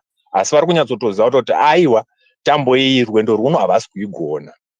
I have that feeling and I know that I'm very much correct on that. God is in it and God is with us as Zimbabwean children. We have cried too long and God has finally heard our answers. I would want to leave you with the scripture Irimuna 2nd Chronicles chapter 20 verse number 20 going up. Now inoratidza vana vaJudha vasangana nedambudziko guru rakaita sehondo. Hondo dzabva kumapoka matatu kana kuti nyika nhatu dziri kuuya kuzorwisa vana vaJudha vachitungamirirwa naJehoshaphat. Vanosvika pekunzi vana vaJudha vakachema, vakatasana nehondo yekuti hondo yauya iyi hatiigone, zvinotoda Mwari. To cut the long story short, muchazonoverenga mega mascriptures iwayo. 2nd Chronicles chapter 20 verse number 20 going up. Mwari vanozoudza vana vaJudha kuburikidza nemuprofita kunzi hongu maita zvakanaka, hondo haisi yenyu, hondo ndeyangu saMwari. Hondo iyi hamusi kuzoirwa semafungiro amuri kuita, asi chindirumbidzai saMwari wenyu. zvinori ndo zvandiri kuona zviri kuitika munyika yedu yeZimbabwe nedzimwe nyika dzakatenderedza muzvizvarwa zveZimbabwe. Tachema taturira dambudziko redu kuna Mwari. Mwari vazosvika pakutidayira. Kudayirwa kwataitwa naMwari ndiko kwekuti mazuva achateera muchaona zvinhu zvichichinja. Kuchinja kwezvinhu kunooneka ndima dzandataura dziri muBhaibheri idzodzo kuti Jehoshaphat anozonzi chiisai vaimbi mberi, praise and worship, vagorumbidza Mwari. Mwari pavanorumbidzwa ndopavanouyawo ivo pachiitiko. Vakarumbidzwa Mwari vakauya pachiitiko, ndopasemuenzaniso wekuti ngatiti Botswana, Namibia neSouth Africa dzaungana dziri kuda kurwisa Zimbabwe. Zimbabwe yonziyo ngaichiisa vaimbi mberi vepraise and worship, ana makanika manyeruka, ana UFC choir and what. Panorumbidzwa Mwari kudaro, Mwari vanobva vaita kuti mapoka ari kuuya kuzorwisa Zimbabwe vatange kufungirana pachavo, vagorwisana ivo pachavo kusvikira vaurayana vakapedzana vasati vauya kuzorwisa vana veZimbabwe. Saka ndo zvandiri kuda kuudzai vana veZimbabwe kuti ini ndanga ndakatarisa nawe from a spiritual perspective. Tikaona ZANU PF yakaita G40 nehanzi Lacoste whatever amene mandizita vanodedzerana nawe waya, kutopatsanuka kwakaita ZANU PF nepakati, nekuti mwana weZimbabwe akanga achema, ende kuchema kwacho kwakanzwikwa naMwari. Saka tichiona ZANU PF icharwisana yega iyo kusvikira pashaya kamumwe chete watichanongedzera kuti this is ZANU PF or this was once a ZANU PF. Change is coming. Change is coming. And kuuya kwechange ngatisave isu tinosiwa tiri in confusion nevavo vasiri kunyatsoziva zvokurongwa naMwari, nevavo vanogara vari vekungopikisa nekuda kuunza confusion mukati menjere dzedu. Ndati tsamba iyo yakanyorwa iyo ngaiongororwe tonoti yanyorwa here nevanhu vekuti zveshuwa ndiye secretary general wacho sezviri kurehwa. Onai kuti tsamba iri kunzi yakanyorwa veCCC inenge ine munhu ari kunzi ndiye akainyora. Iyi yeZANU PF iri kunzi a man. According to what I read on this platform, it's just say a man calling himself SG with ZANU PF. So let us investigate nyatsoona kuti chokwadi chenyu nawe chiri papi, tisangofadzwe nekuda kuconfuswa nevanhu vatiri kuziva kuti ndo maitiro avo and at the end vanenge vaine zvavari kuda. Apa chandiri kuona ndechekuti vari kuda kutenga nguva kuti isusu tinge tichifadzwa nezvimwe zvinhu zvisina nebasa rese, toluza focus yezvatiri kufanira kuti timhanyisane nazvo. Saka ndoda kusiyirawo vamwe mukana kuti vapindewo nenhauwo tinzwewo kwavari, but mune zuva ranhasi ndochimirira ipapo. Ndinotenda zvikuru nekundipawo mukana kwamaita kuti ndinge ndichicontributawo pagroup. Right, thank you so much, Mukoma Mau. Just to inform you, the letter ine munhu akainyora and zita racho riripo, and akatoisa salutation pasi peleta, mukatedza tsamba yacho pasocial media munoiona. Munyori wetsamba iyoyo anonzi iye Tafadzwa Manyika, so ndiye akainyora nyaya iyo yose. So munhu wacho aripo. Regai tinzwe kuna Mukoma Murozvi, ndisati ndapa Mukoma Dops. Regai tinzwe Mukoma Murozvi, muri kuti kudii Mukoma? Thank you, Change Radio. Thank you, Change Champions. Mukoma Dobbs, Mukoma Washington, Dr. Ranga, Isi Patricia, Nese Makadaro. Kana pane vezano vanenge varipo, tine rudo rwekukumhoresa ivo. Chero imwe nguva kazhinji musina rudo rwekukwanisa kuwadzana nesu.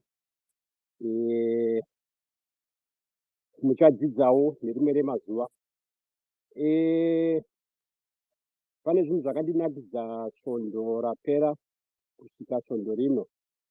Ini ndiri kuNorth America, NAP. Taakupinda musizeni yechando. Saka izvinezvi vanhu vari kumhanyidzana nekutsvaga majasi, nekuti kana chasvika vanhu vanenge ngoenda nacho chando vachitadza kufamba kana uri panze. Ndakanzwa our dear leader vachitaura kuti kana zipi yatadza kubatana mapato ayo inoda kuti igadziriswe kuti ivhare. Ikasagadziriswa ndopaunoona kuti kukanganisika kwezipi kunokuunzira dambudziko rekutonhorwa, saka inofanira kuti igadziriswe. Kukanganisika kwenyika yedu, kukanganisika kwepolitical landscape munyika yedu yemunhu mutapa kwakutikonzera kuti tinge tichitambura. Ndinotaura chii ndichitaura kudaro? Thank you mukoma Mau mabva kutaura nevamwe vese chipo sinapo.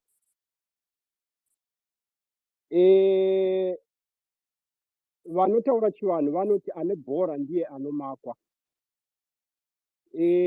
Zuro ndizuro vatsvangirai vanga vakamakwa, tikapinda mumaelections akawanda, tikaona zvinhu zvichitadza kufamba kusvika papoindi yokuti vamugabe vakati aiwa ini ndadyiwa natsvangirai, ndakugadzira mabhegi avo anga atopekwa. Izvi takatozvitaurirwa nadambudzi, aitaura kuti mabhegi emukuru anga atopekwa. Ndikataura namai ndikati mai ndipei baba nditaure navo, hakuna kwamuri kuenda. Ndobva taona zvatakaona kuti vanhu vakaurawa. Ndobva zvatidzorera 1982-83. Ndobva zvatipa futi mifungo yokuti saka zvinhu zvakaitika 82-83 ndo zvadzokorodzwa izvi. Saka zvinotaurei?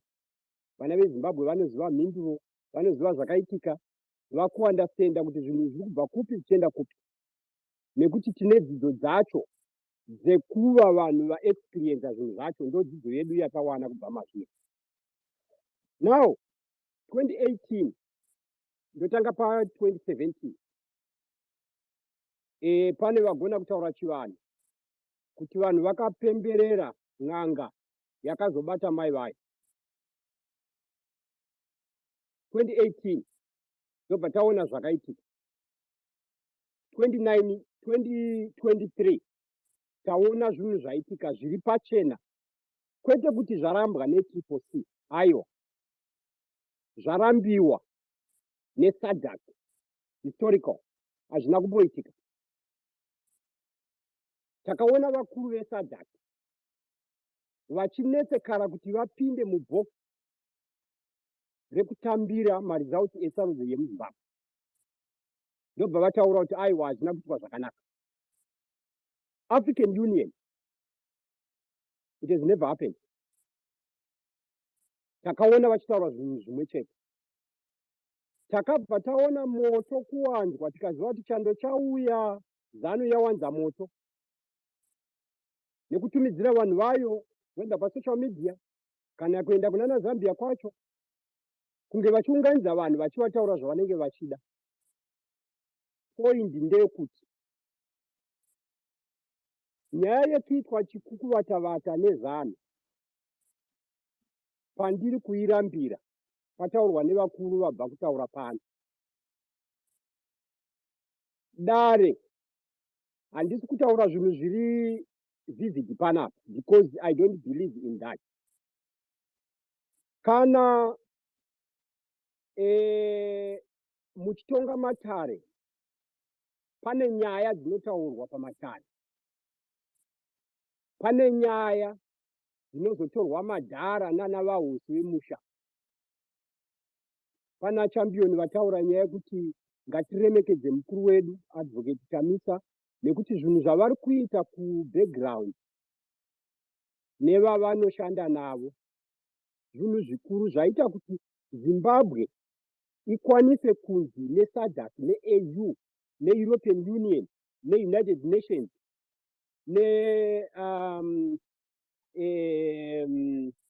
Carter Foundation, sarudzo dzanga dziri shambolic, hadzina kuitwa zvakanaka.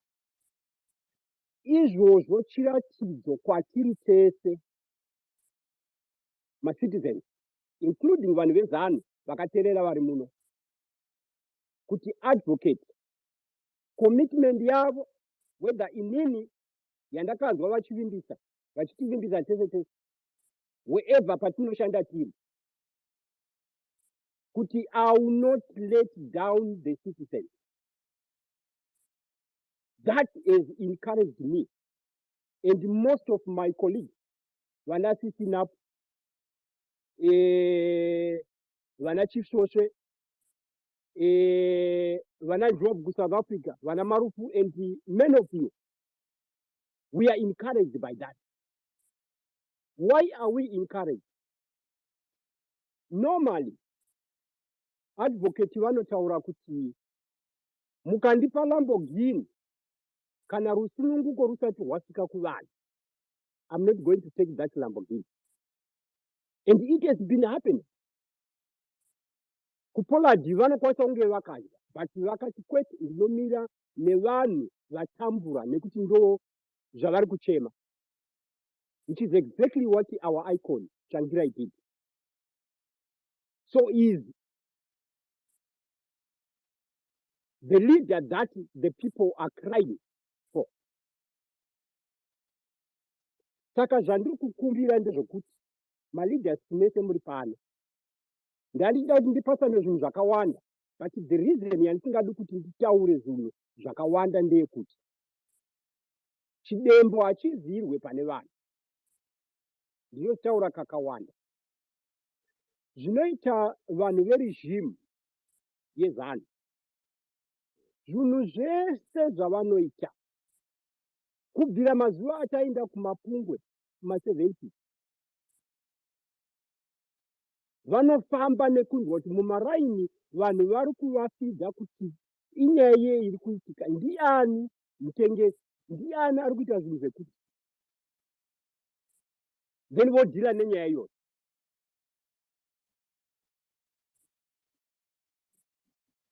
We are the people who have led the struggle. We must lead it today.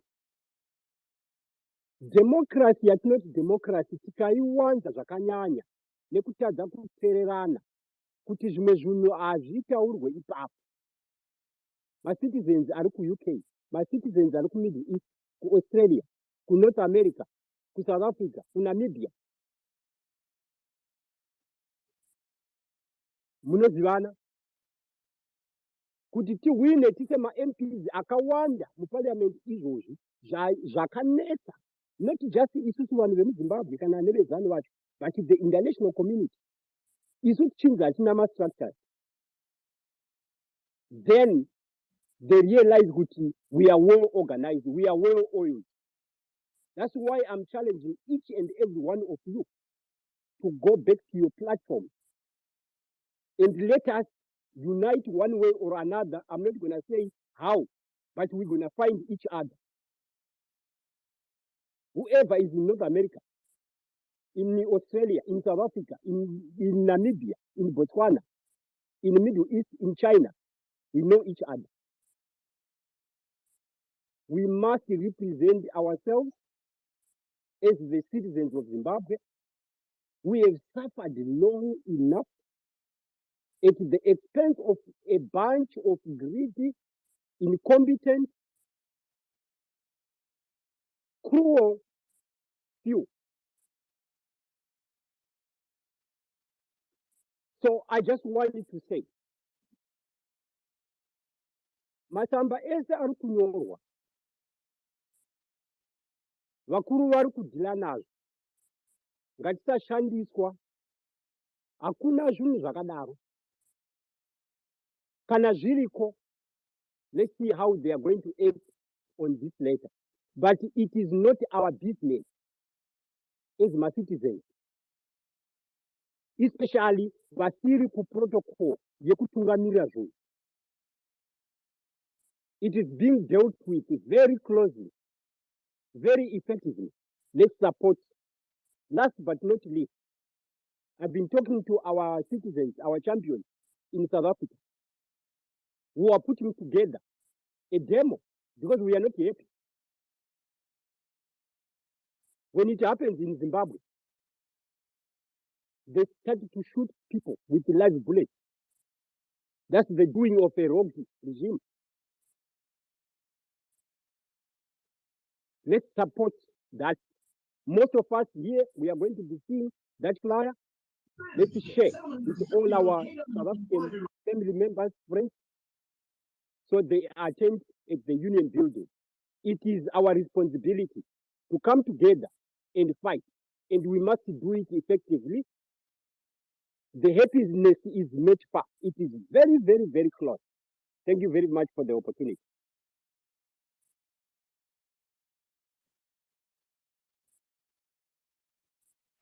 Thank you so much,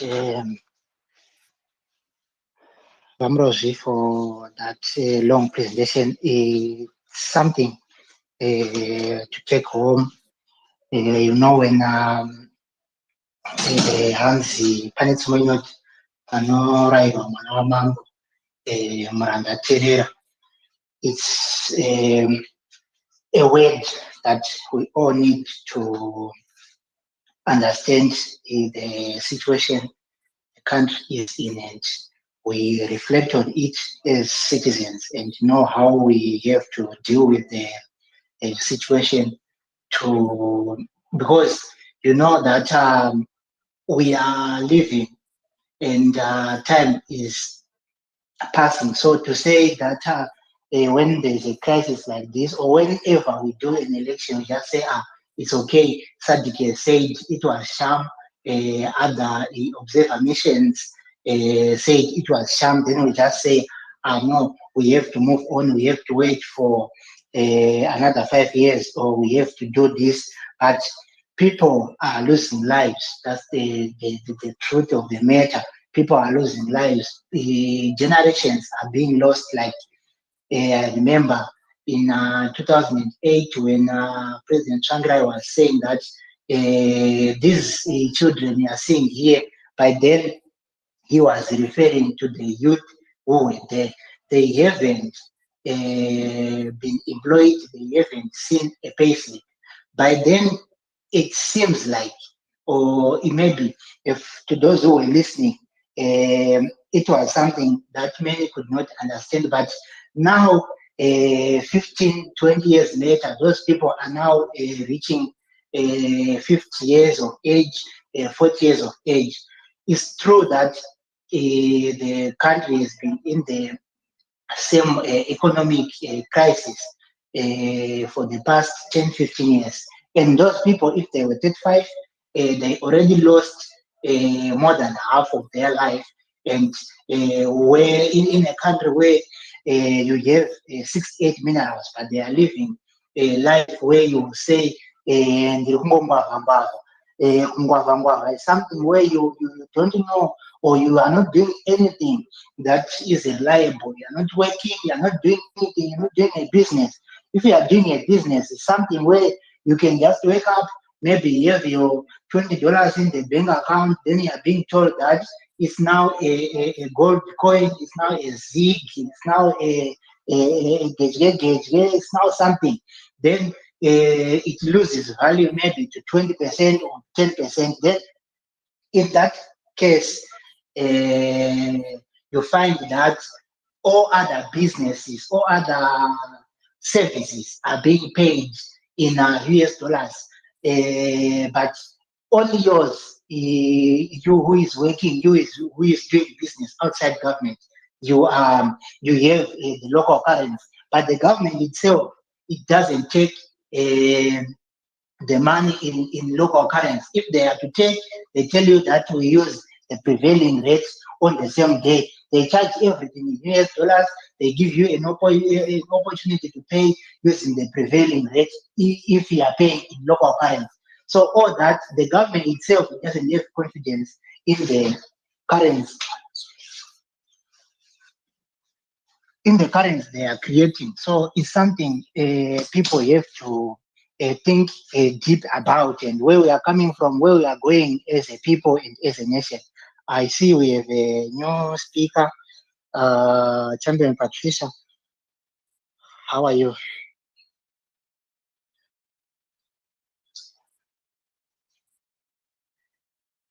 Can you hear me? Fabian Patricia, are you there?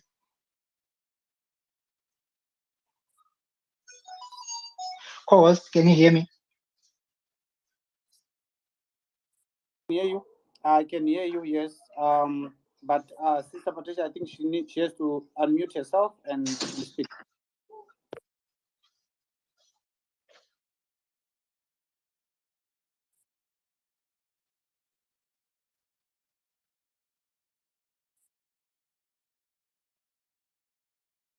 Hi, good evening, everyone. Sorry, I'm having such problems today, but good evening, good morning, good day to everyone on this space. And thank you so much, Change Radio, for putting this space on. I think it was really important that we gathered to share our views on what's happening in Zimbabwe.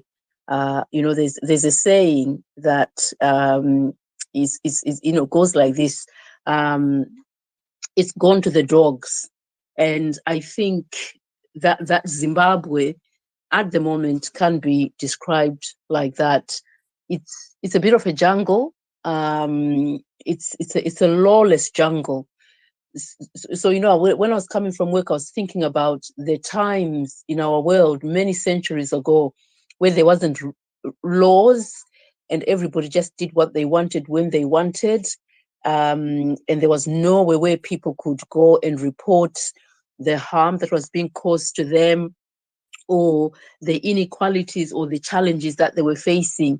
And we find ourselves in this modern society where we have a constitution, where we supposedly have laws, the judiciary, the police, and all of those things, but nothing seems to work in Zimbabwe. And we know why. It is because the current regime wants to hold on to power by whatever means, and they have turned the country into a lawless jungle. And it's really sad to watch. And I think for the people on the ground, I can just imagine their hopelessness, that feeling of hopelessness of where do we go? What do we do? You can't go to the police, because if you go to the police, they won't act. The police are afraid. They've no power.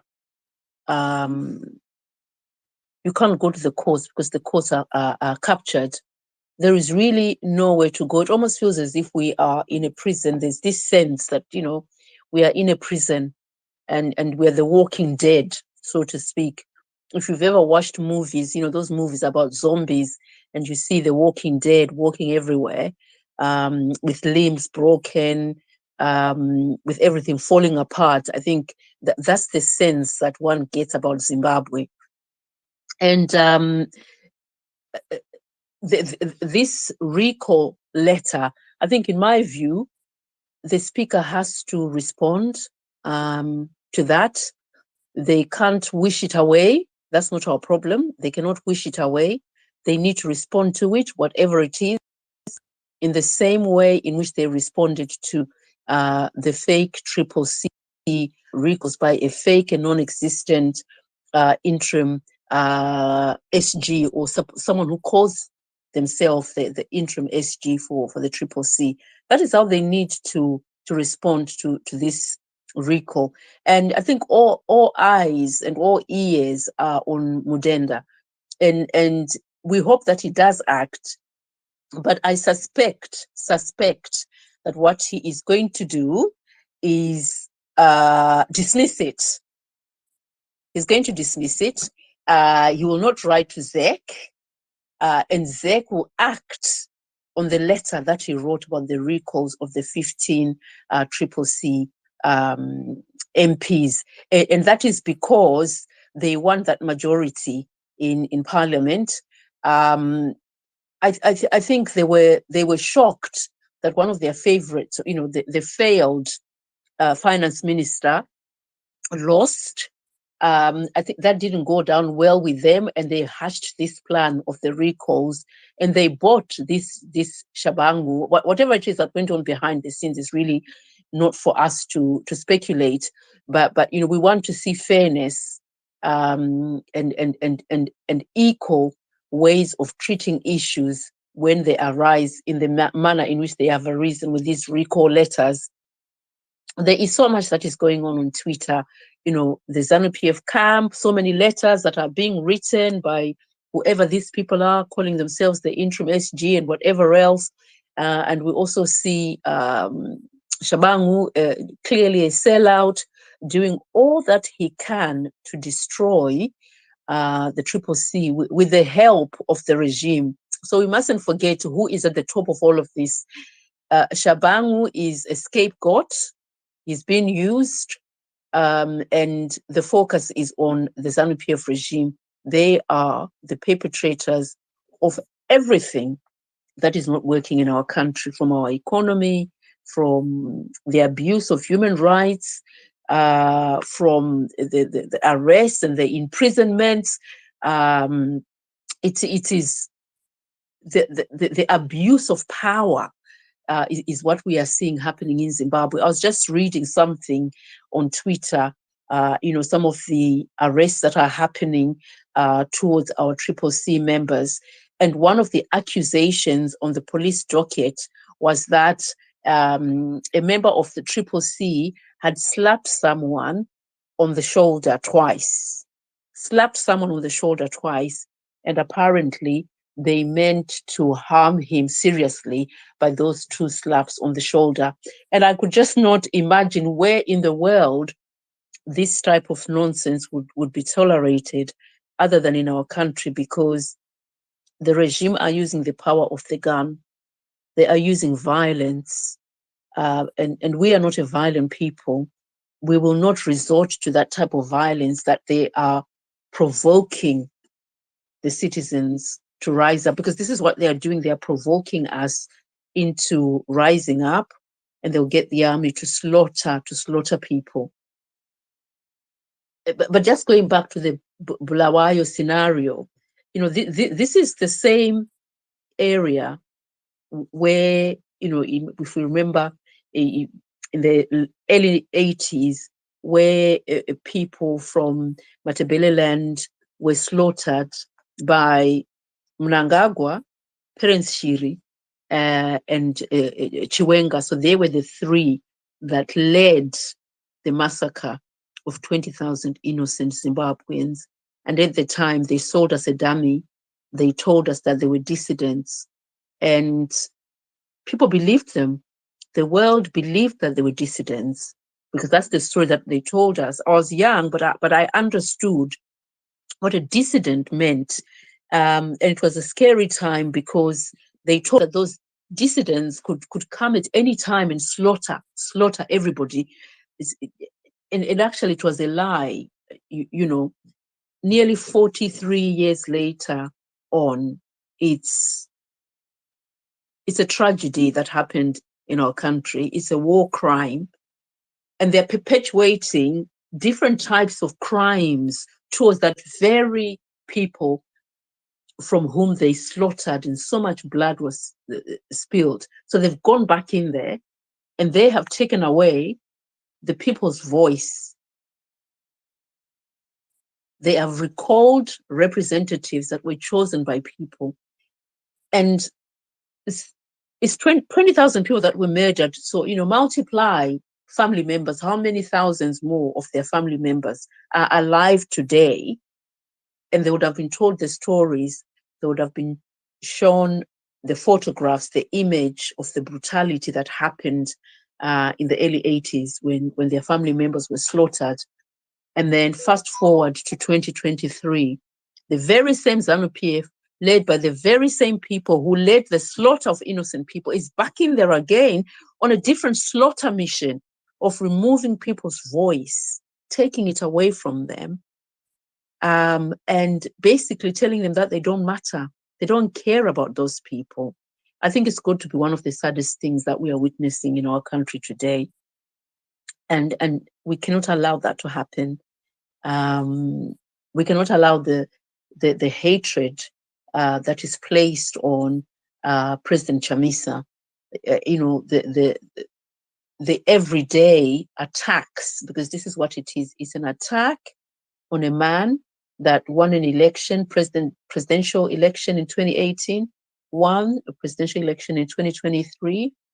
SADC and that report was just clear demonstration of the power that he has, and it is that power that they are trying to take away from him. And I think my message to the regime is that your days are numbered. They can't do this forever. It is going to end.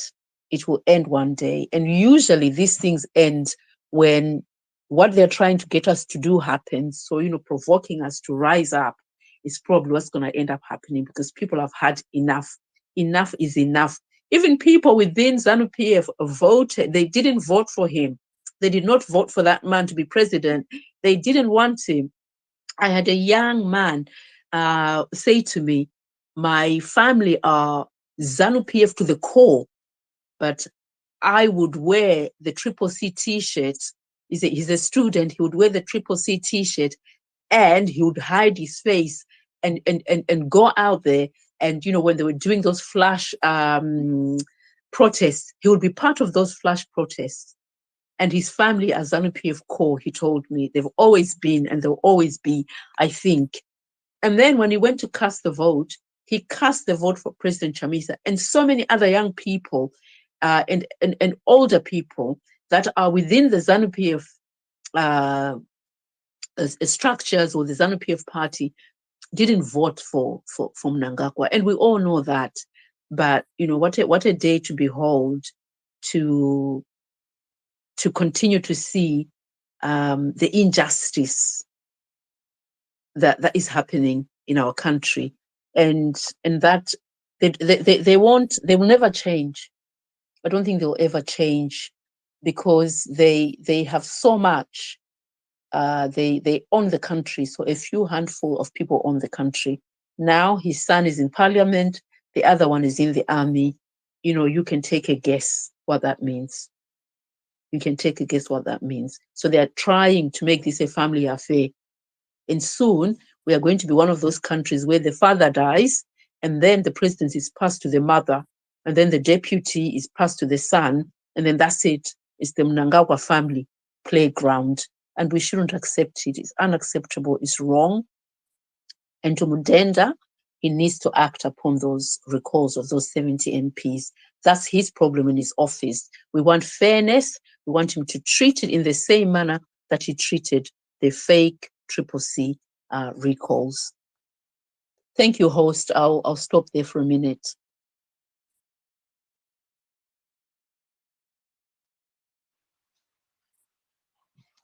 Thank you so much, Patricia, for that. I think what you said is very important, especially when you said that we need to see the same response they gave to the policy for change. They have to do it to all other complaints or other letters they receive. I just wanted to say something that is off topic. I see that the Citizens Coalition for Change MP for being not, if I'm not mistaken, for being not Honorable Prince Tuleko. He was also recalled. He is the one who was sworn in on the same day, same session, and recalled. So they sworn him in so that they can recall him. So this is what is happening in Zimbabwe. It's just like that. So he has called. He announced that there is a peaceful demonstration in Bulawayo on the 23rd of October. I think it's on a Monday, and so you can go to his timeline.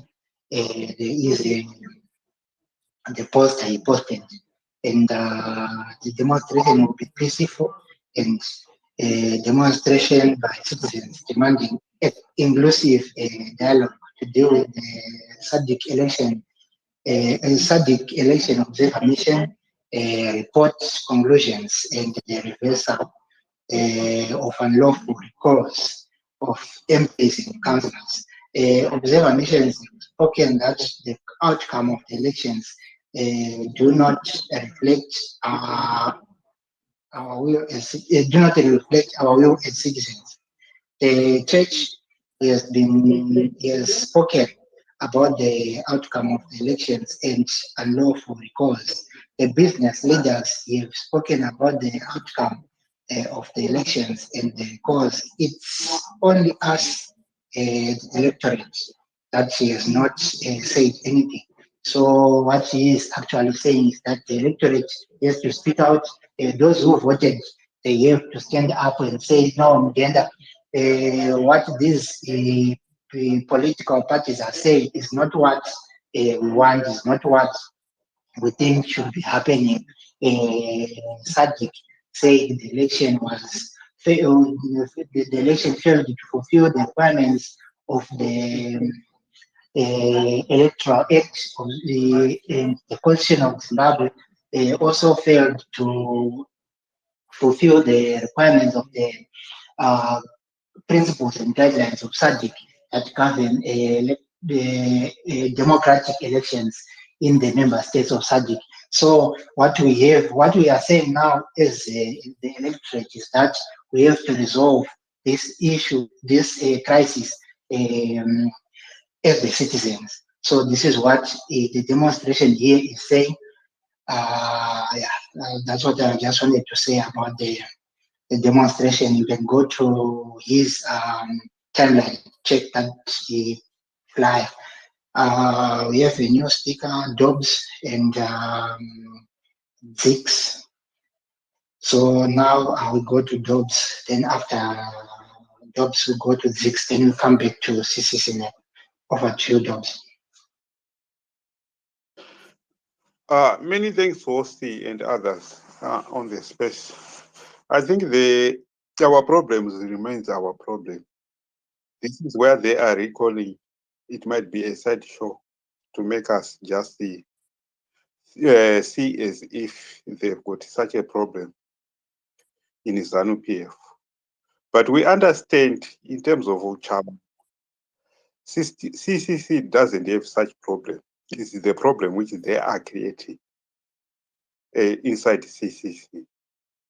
So we don't have to analyze it a lot to say what are they likely to do, because we know that apart from that, that the elections were not free and fair and credible. On that report, it has been mentioned to say they don't follow our own constitution, to say our government doesn't follow its constitution. So what would you accept from the recalling on parliament? To say, are they going to follow the law? Well, this is an awkward that the government doesn't follow the law. Even if we take it to court, we know what would happen, to say the courts are kept shut. So this is one of the side show which they might throw to divert attention to the people, to say they must stop whatever they want, and then hope to say even in ZANU PF some will be recalled. While we know that it's within the ZANU PF itself whether they wanted to recall them or not. But the way how I see it, I don't think they are going to recall, because some of those people named, they've lost in the elections, like Barbara Rhodes. So they don't stand any chance if they go for rerun. They have to arrest the opponent, the winner, on free speech charges. That is why that one, Chesa, was spending almost a month in Wawa for a crime, for no crime, and is not being tried. It is just being put on remand. And we know that there's no evidence to try him. We know what was on play was to stop him to challenge through even legal means. The evidence was there, but Barbara wanted to just destroy those ones. So they hope that they will be recalled. I don't see it happen. I see them just dragging it. They might recall. If they recall, it will be temporary, where they use the courts to bring them back, not for them to come back through by elections. I don't foresee it. In any case, even if we go for by-elections, we haven't addressed a lot of issues to do with this ZEC and the way our elections are done in Zimbabwe. And what matters most, where they are diverting us now to say we are thinking about this matter, what matters most is the recommendations and the reaction from ZANU PF-led government is that they are going to cherry pick. But we know what happened before. They have never picked any reform from the recommendation in 2018. There were a recommendation from observers in 2018. There were recommendations from Mashonde Commission, which we hired using taxpayers' money, but they did not implement any recommendation. When their recommendation, what they have done, they were just cosmetic. They don't even make any significant change. Even those ones who are abroad are not even allowed to vote up to now. So we should be focused on those issues to say those are the ones which you should be demanding, not on this one on where they just recall, after recalling, because it's ZANU PF who have recalled CCC MPs, then they pretend to be recalling their own, knowing that they might not even implement the action, but they are understanding the pressure to say people are not happy, and they understand what is happening in Mozambique, so they want our pressure to go a bit down instead of boil over. But we have been preparing for ZANU PF to deal with them. Some of us, we don't have that patience to wait for 2028. And we can't wait for 2028 because it's a done deal. If there are no reforms, 2028 is a repeat, it's just repeating 2023, where the executive is going to announce the winner. So what we have to understand at the moment is to say, if we don't pressure them to do the reforms, and if we don't pressure them to revisit the 2023, we are not going anywhere with the ZANU PF. And that is what they are trying to do, to run away, to escape that pressure from us. But we are not going to do that. We will put those pressure. We understand to say they've marked our leaders. CCC elected officials are being arrested left, right, and center. Those ones who were agents, they are being denied any benefit being from government. Or they are being isolated everywhere. Some of them are having their hearts being banned, some offer letters being withdrawn. So we have analyzed it and see to say it's not, these people are just after retaining power and it's now slowly becoming a family affair. I heard somebody saying, Mnangagwa and his family is there.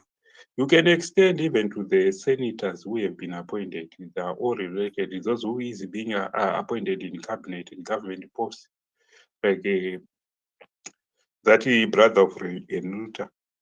You can then go to those who are in chief's council. The senators chiefs, they're all related to Mnangagwa and his missus. So the whole thing is being a family affair because maybe because they don't trust anybody outside. But to think that they are going to change without keeping them pressure, they will be joking. We know that any demonstration will be killed. We can't argue people to say go on the street and demonstrate. We find it very difficult. And to just open that mouth to say go on the street. If somebody is in Zimbabwe, I guarantee you will be arrested. We will have that repeat of Jacob Ngarubu, who said let's have a peaceful demonstration, but then it was interpreted to say it's in incitement to commit public violence, which is strange in Zimbabwe.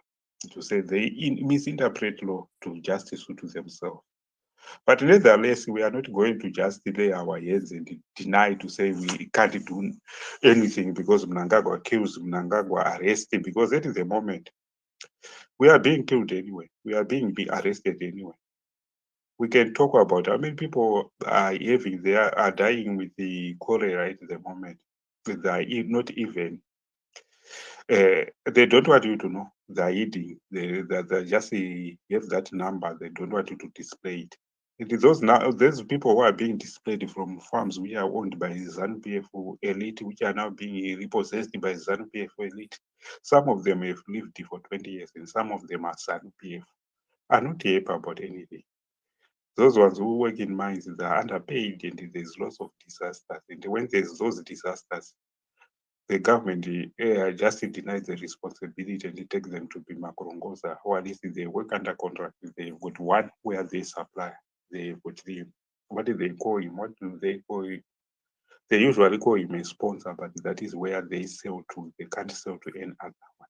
And that sponsor is the one who determines the conditions and the price. But those were the ZANU PF chefs, but they deny their responsibility.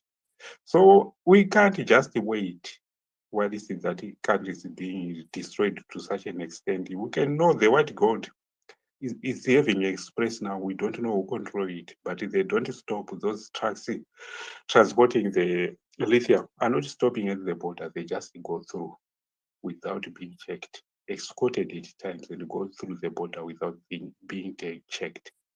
So we have decided with other citizens, other progressive Zimbabweans, to say we cannot just act, just wait. We have to act. We have communicated, we have written emails on Twitter to ZANU PF, but they don't respond. If they respond, they just pretend to say they will do something, or even promise a promise which will end up as a promise. So we have decided this time to say on the 26th, we are going to close the border, the Beitbridge border post. And we want that effect to be felt across the Limpopo. That is our aim. And we have obtained the permission from the South African government and other government agencies within South Africa related. We applied to Beitbridge for demo. They said they can't. They started wanting to accuse us to be CCC or whatever, but we told them that no, we are just progressive Zimbabweans. We are all inclusive, including other members of ZANU PF, but they did not want you to understand. They wanted to paint, to create a scenario where they can arrest those ones who are leading CCC. So we understand to say no, we are not that type. If they wanted to chase after us, they can chase after us because we are the ones who have decided to do that. So we are coming with other programs. It's not going to be as usual to say if they think that they would just divert people's attention until 2028. This time they will have to chase after people again because they don't respect us. We feel we are the ones who have voted. We are the ones who have supported the candidates. We have supported voters to get registered. But when we vote, they don't respect. Even some of the people who have won elections are not in parliament. Those who have lost are the ones who are in parliament. The one who is supposed to be a president is not a president. The loser is the one who is a president. But apart from that, they went on to withdraw other people within a month. Then we realized to say these people, they don't respect the voter. Because they're just showing us a middle finger to say, you can vote whatever you want. We are going to withdraw him or her and replace with ours. We are not going to accept that. We have communicated to them straight to the parliament to that. If you wanted to display the letter, it's up to you. But we have communicated to say we are not too happy about it as voters, not as citizens. We want somebody whom we voted to stay there for 5 years. Whether he performs or he underperforms, that is how it is. He have got that 5-year mandate. So because of that, we have gone back to say we don't recognize those elections. They were not free, fair, and credible because they were out there doing. So we will take a series of action. Some of them will just let the ZANU PF when we are ready to take them. Some of them will never. We'll just tell them after we have taken them. But all of them are lawful. Whether they wanted to misinterpret it to say those laws are unlawful, it will be up to them. We don't care now. We have reached that point where we said we don't care. The fact that they can intimidate you to say we will be arrested, we will be killed. People are being arrested and being killed without committing any offense. And those who have made us are out. Those who have made us they are out. They are not being tried. Person Jambo is out now. He's not being tried. And it took us to use technology for them to come out. If we did not use that, the satellite to investigate that area, we would never know to say who is involved. It was because of that. What they do in response, they've now banned that use of satellite to say if you wanted to use it to collect any information, you have to apply, because they wanted to control us. They wanted to hide a lot of information, a lot of criminality which they do. So we understand whom we are fighting for. But now this time we are ready. We don't have any option. Some of us, we have seen that we don't have any option. They might come up with this child to play issues where they pretend to say they are recalling some people, so that people's temperatures, they go down and do that ABCD. But we've never listened to them. We'll continue doing what we wanted to do, and until that time when they are ready for free and fair election. Until that time when they are ready to deliver service which they are supposed to be delivered, rather than what they are doing to say they are simple routine and removing the parliamentary from to scrutinize the executive. We have to go to those things which are happening at the moment to say we have Mutapa Sovereign Wealth Fund, which we just know to say is Mutapa Sovereign Wealth Fund. We don't know how many millions and how many billions. And those 20 companies, they haven't been audited to say how their value. We don't even know them. But they are now being controlled by the first family. Whoever going to be given tenders, we don't even know. And the parliament is excluded from it because that Public Procurement and Disposal of Assets Act means that the first family can just sell those assets. They can sell a post office building. They can sell a railways building or an Air Zimbabwe building, which is abroad. And it will end like that. By the time we know, we won't be able to do anything. So we have a lot to fight for, rather than to just being diverted with this issue where the recall servant, and we never know, maybe by tomorrow they will tell us it's a fake recall. But it's time to act for us. Let's act. I have a coffee link which is on my profile. If there's anybody who just wanted to support a BT, but I think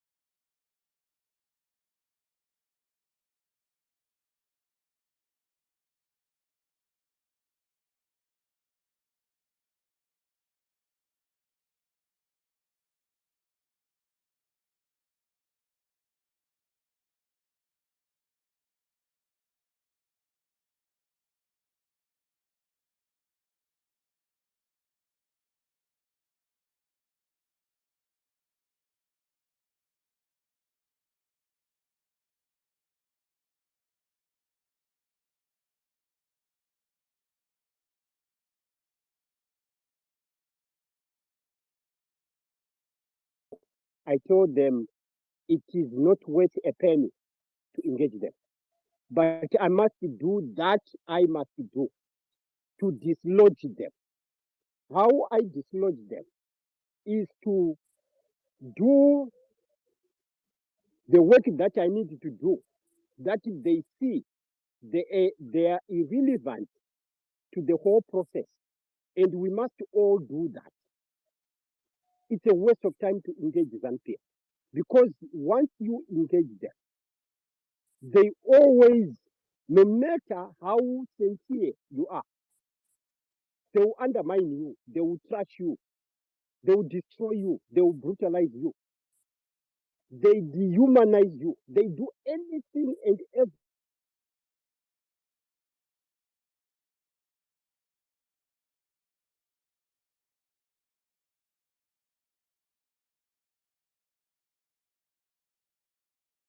So it is not worth it.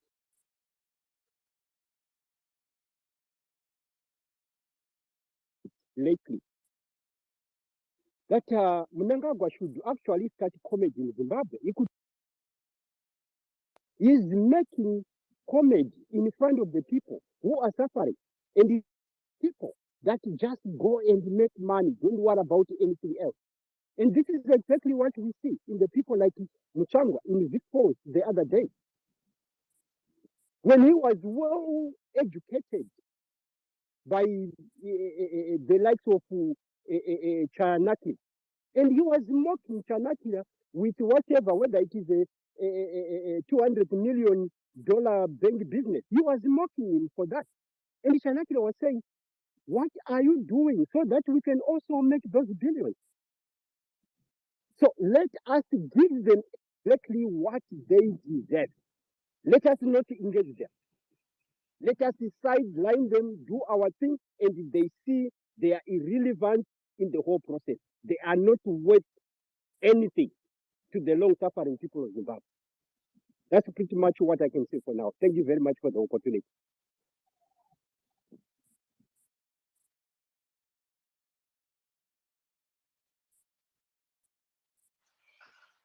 Thank you. Co-host, are you there? I'm still here. You can take off, maybe say one or two, then give to Unruly Manox.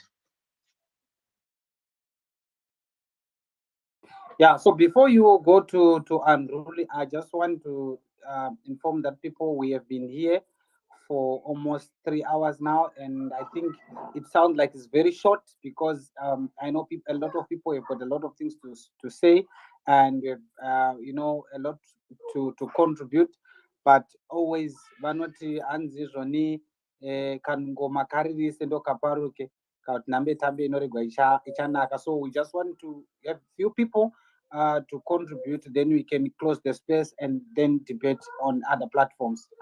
Thank you. So, Unruly, you can go. Come.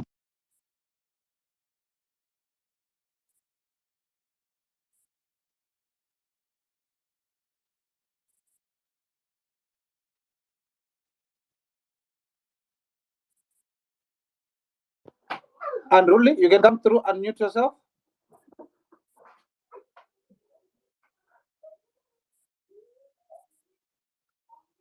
Unmute yourself, Unruly.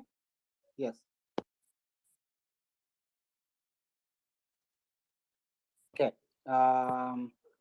Think network challenges is dropped. Nap, Triple C, Doctor, just your parting words and your way forward, please. Thank you, Prof. Thank you, Change Radio, and my brother Dobbs, my brother Mroji there. It's good to see you. Thank you very much for this discussion and for everyone who is participating. Let's share this space with as many Zimbabweans as possible on Twitter, Facebook, WhatsApp groups, wherever Zimbabweans can be found, so that we talk about this. My parting words are that whoever is in power in Zimbabwe needs to be always doing the right thing, whether it's president, whether it's Speaker of Parliament, whether it's running our police service, whether it's the CIOs, whether it's the soldiers. They're there because we allow them to be there. We pay them as taxpayers of Zimbabwe. Wherever we are in the world, we're doing that. So whatever is going on within ZANU PF, that's their internal affairs. And that's okay. And the same is happening in Triple C, the same is happening in MDC, the same is happening in so many other political parties that are out there in Zimbabwe. What's very critical is that anybody who holds a position of power or is a representative of the citizens, they should always remember that they work for us as Zimbabwean citizens, whether you're a Speaker of Parliament, whether you're a President of the Senate, you work for us Zimbabwean citizens. Every one of us should always remember that. We should remember that. You can't say, I need doctor and I'm special, so I do this. So unfortunately for us as a country, the people running our government have taken Zimbabwean citizens for granted for so long. And I'm sure you have seen a hashtag yaitwa nemayuth yakanzi freedom or death. What we are asking for is to say, we fought for the war of in the war of liberation, which is 43 years ago, so that we could be free as a country, as a people. And freedom speaks to economic freedom, financial freedom, human rights freedom, right of choice. All those are very basic things. And dignity. I think that what people are not realizing is that a few very, very misguided individuals in our country have taken it upon themselves to say, we run you, or we manage you, or we determine your destiny, all of you. They take us for granted. And I think that that should come to an end. If people are here who may be part of these schemes, whatever is going on, look, we all know Speaker Jacob Mdenda should never have taken some stupid letter from a stupid nobody and make it such that you have a very drastic decision. It's not easy to just to say a member of parliament like Prince Dueko, how many people in Binga voted for him? You don't just wake up as speaker and say you are no longer a member of parliament. That's number one, taking that member of parliament or citizen represented for granted. Number two, that's taking the citizens for that particular constituency for granted. Number three, that's taking our country for granted, because guess what? When parliament does not do the work it was assigned to do, we all suffer as Zimbabwean citizens, whether you're Triple C or you're ZANU PF or an independent or any other political party. This has consequences. And unfortunately, they have done that with our elections that just ended in August. And they are going on, they're doubling down. All these shenanigans, all these tactics that they are doing after the election. They take Zimbabwean citizens for granted. That needs to end. And Mr. Mdenda and others who are part of these schemes have been asked to reinstate the members of parliament from Triple C who were recalled. We don't know what they are going to do with this ZANU PF mess that's unfolding. What we expect is at all times, people holding positions of power in our country should be working on behalf of the citizens. You may be ZANU PF, but remember the people paying your salary as Zimbabwean citizens, which includes those from Triple C, those from ZANU PF, those from the MDC, those from Passenger 34, and so many others. It doesn't matter. At the end of the day, the money that's used to pay for those representatives are from the taxpayers of Zimbabwe. The truth is, with the Political Finances Act, the Triple C as a movement won so many votes in Zimbabwe, and we as Zimbabwean citizens said, if a political party gets this percentage of votes in an election, they're entitled to these funds so that we can keep having citizens like this party. They want that party to flourish, to promote whatever philosophy they have, whether it's ZANU PF philosophy or Triple C or any other party. What we expect is that what you do for ZANU PF, you do for Triple C if you are running the treasury of of Zimbabwe as a nation. You don't pick and choose as an individual. That's an abuse of office. And this is where we are saying, Mr. Mdenda, stop abusing your office as Speaker of Parliament. The President of the Senate, the lady, you do the same. Who is instructing you to disrespect and disregard Zimbabwean citizens? That needs to come to an end. We shouldn't be continuing on this cycle when we have young people as young as 23 dying on our roads because, number one, the roads are in a terrible mess. Number two, when they go to the hospital, whichever hospital, whether it's a hospital in Mashingo or whether it's the one in Mutare, the results are the same. Our hospitals are not working. People can't even get oxygen at a hospital after a tragic accident like what happened to Gary. So there are so many terrible things happening in our country. What these guys who are doing all these desperate maneuvers, political maneuvers, or whatever you call them, what they are not realizing is what they are doing is deciding between life and death for all of us. The members of parliament right now who are disengaged until this era that Mr. Mdenda made is corrected, when they are disengaged, it means they are not talking about creating jobs for the many college students in our country who are unemployed. It means that they are not talking about how to fix our roads. They are not talking about how to make our hospitals work again, to make sure that doctors and nurses are paid decent salaries so they stay in our country, and that the hospitals have enough medications, that our schools are functioning properly, that our young people are learning the latest technologies, that entrepreneurs are getting support. There are so many things that should be happening that parliament is there to do. Number one, that they should also be looking into our currency. Why in God's name don't we have a stable domestic currency? That's a basic function of any government in any country in the world.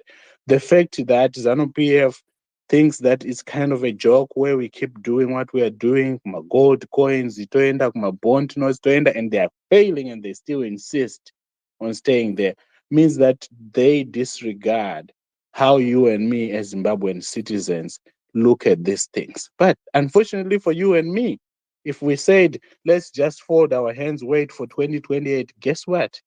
We would have lost so many lives.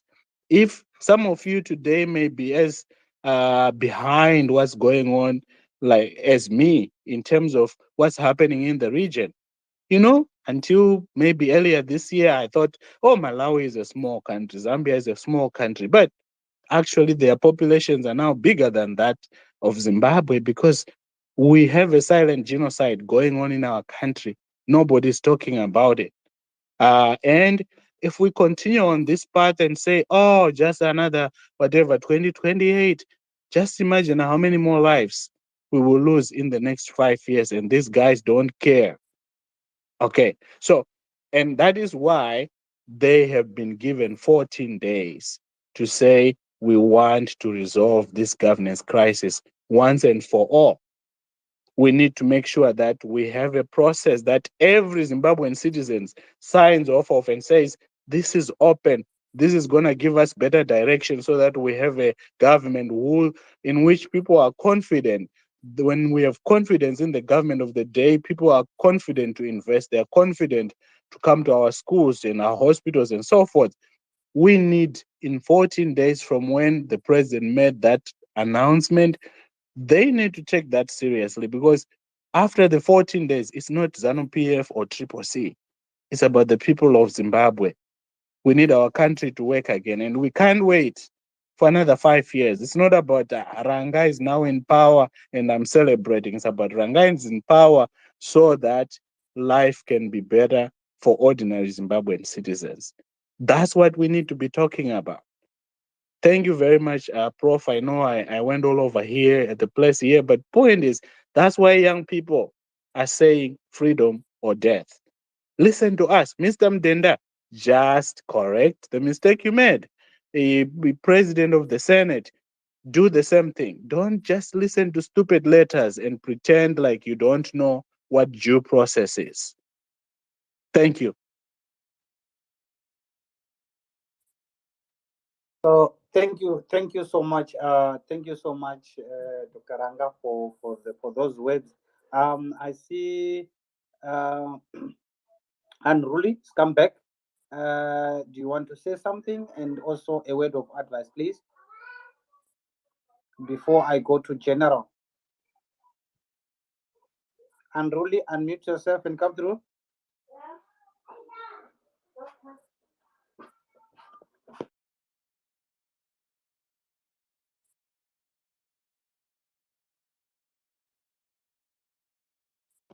Okay, seems like Unruly is still having some challenges. I saw someone who just went down again. I think General has gone down. Dobbs, your last word, parting word, please. Many thanks for hosting a space and others on the platform. We have to understand to say our country is being looted left, right, and center, and those ones in power, they've got that appetite where they won't be satisfied. Even those precious minerals like lithium, where they have exempted everybody else to export it, they are exporting it, and they are on express. They don't get stopped at the border. They've created a set of companies which are subcontracted by those mafias, that is, they don't even stop at the border, whether they at any direction, at any border, they don't stop on it. So some of the things we are doing, we are just trying to send the message that we are aware of what we are doing. When we are closing, like what we are doing on the 26th, when we are saying we are closing the border, we are doing it just to send the message to say we are not happy of what is happening in Zimbabwe. I think you will see our placard to say it will have everything else and covering even the likes like the political detained and the issue of political violence. And that social contract is our main focus. We need to be governed or to be led by somebody whom we have elected, not somebody just imposing himself or herself on us to say, I am now your president, and these are your MPs, while they are coming from the thick air, declared from the thick air. So I just argue the people to say, let's just support each other. We know we have our presidential candidate, our MP, but let's just support each other. If we come with our program like that, and if I say that I've got a coffee link, I'm struggling at the moment to raise transport for buses from Joburg to Messina.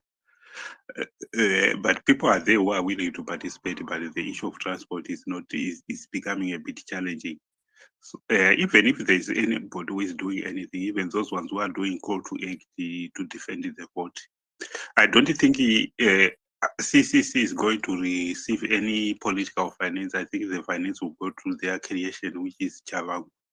So we still have a role to play. We still have that fight to do.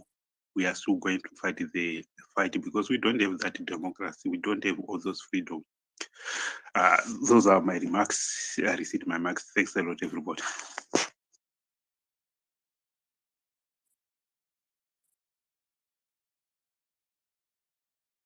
Thank you, Mkoma Dobbs. Co-hosts, do you want to say anything, parting words, or any advice, please, going forward?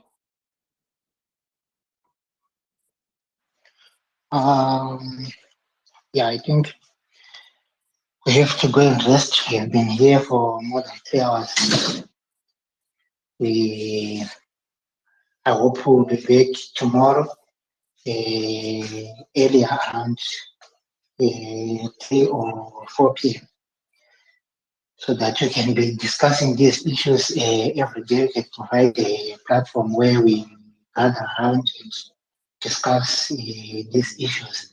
I just wanted to say that if you want to say something, or if you wish to us to continue this conversation, you can request the mic. We can continue.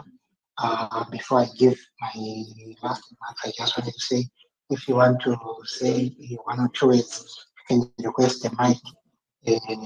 We want to have a platform where we discuss the issues that affect our country in a manner that provides truthful information, that provides that reflects on what is happening, the situation our relatives, the situation ourselves are in. You know what? Sometimes someone had to fly all the way from Britain to come to settle in Zimbabwe. Those people who have been to Britain, who have been to the Western countries, they will tell you that those countries, they are good in terms of infrastructure, in terms of the living conditions. Someone today is flying all the way from China, all the way from Japan, all the way from Russia to go and settle in Zimbabwe. They are running away from the country, their countries even today, to go back, to go to Zimbabwe to look for money, to look for, I can say, for a better life. I can say for a business, but people of Zimbabwe, they can't stay in Zimbabwe and benefit from the natural resources, from their, I can say, their birthright. They cannot benefit from that. People in Zimbabwe, where business people are flocking into, people in Zimbabwe are failing to write exams today. They are failing to get decent medical support, medical services from the hospital. So it just last week, people are firing bullets on the private mass, asking them why they refused to take that musician from Mashingo to Harare. In the first place, why is someone supposed to go to Harare to get a treatment, to get something, to get into ICU? I think your network is playing hide and seek. So if my network is playing hide and seek with me, then maybe I have to pass the mic to CCCNEP. CCCNEP, can you hear me?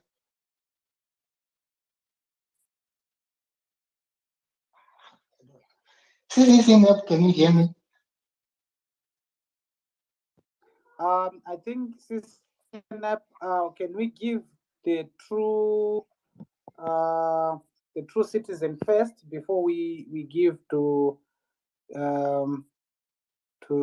yes, to my brother. Taranda? Anytime Please go my through, hand was sure. Thank you so much. I saw your hand. Yeah, you can go through the true citizen. Thank you so much, Change the Show, Professor Post. Thank you so much for this space. I don't have much to say, but just to say, if this message could go to Mr. as the Speaker of Parliament, please let us restore order in Zimbabwe.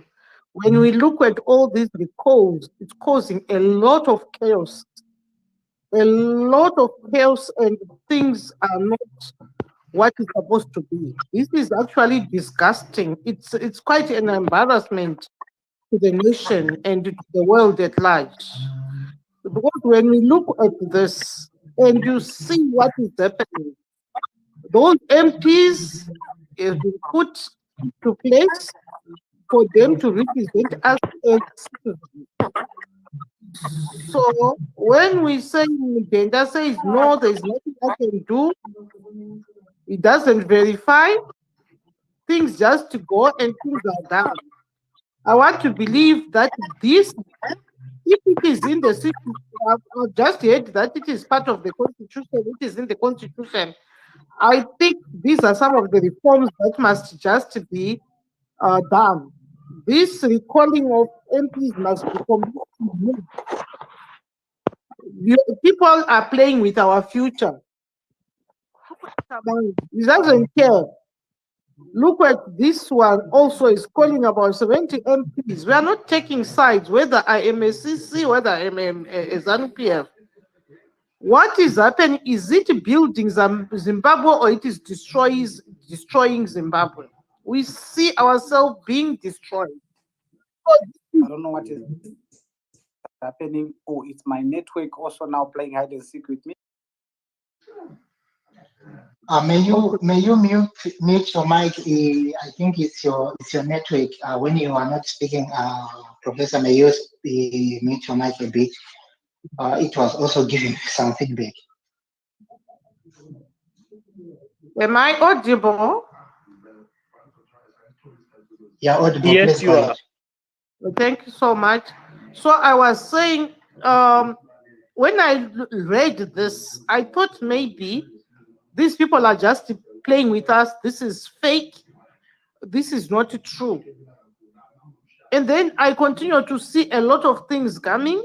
And to me, I still think this is just a way of a compensatory behavior that is happening with the ZANU PF. After the recalling of the CC, they are trying to protect themselves to say, look, we also have our MPs being recalled. That's what I'm thinking. I might be wrong, but I still believe this is just a compensatory behavior to justify themselves that no, we are not involved in this. Look, also our MPs have been recalled. So I don't know. I could be wrong, but I think there is some truth in it in a way, because you can't have MPs just being recalled.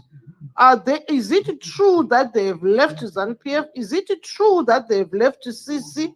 I don't think so, unless otherwise. If something is hidden, something that is a parable, maybe it's a parable that we don't know what is happening. But at the end of the day, guys in CC, guys in ZANU PF, please be serious with the citizens. We can see there's a lot of mental stress. People are going to be sick because of what is happening. Look at our country. Instead of taking those resources and putting them in hospitals, what is happening? They are wasting those money. They want to do those by-elections, and by so doing, a lot of money and a lot of things will be needed. But they were saying we didn't have enough money during the elections. Now they want to do to also waste money doing the recalls, which means, in other words, they are pushing for the first election. That is what it means. This is not fair. Some of us are struggling. They have enough money in their pockets. That's why they are just doing a dilly-dally and wasting resources and doing all sorts of these things which do not even build the country at all. This is very destructive. My word to Mr. Mdenda is the one that is the Speaker of Parliament. These letters are being submitted to you. Please, Mr. Mdenda, if you are hearing me, verify this information, please. This is something that is quite embarrassing.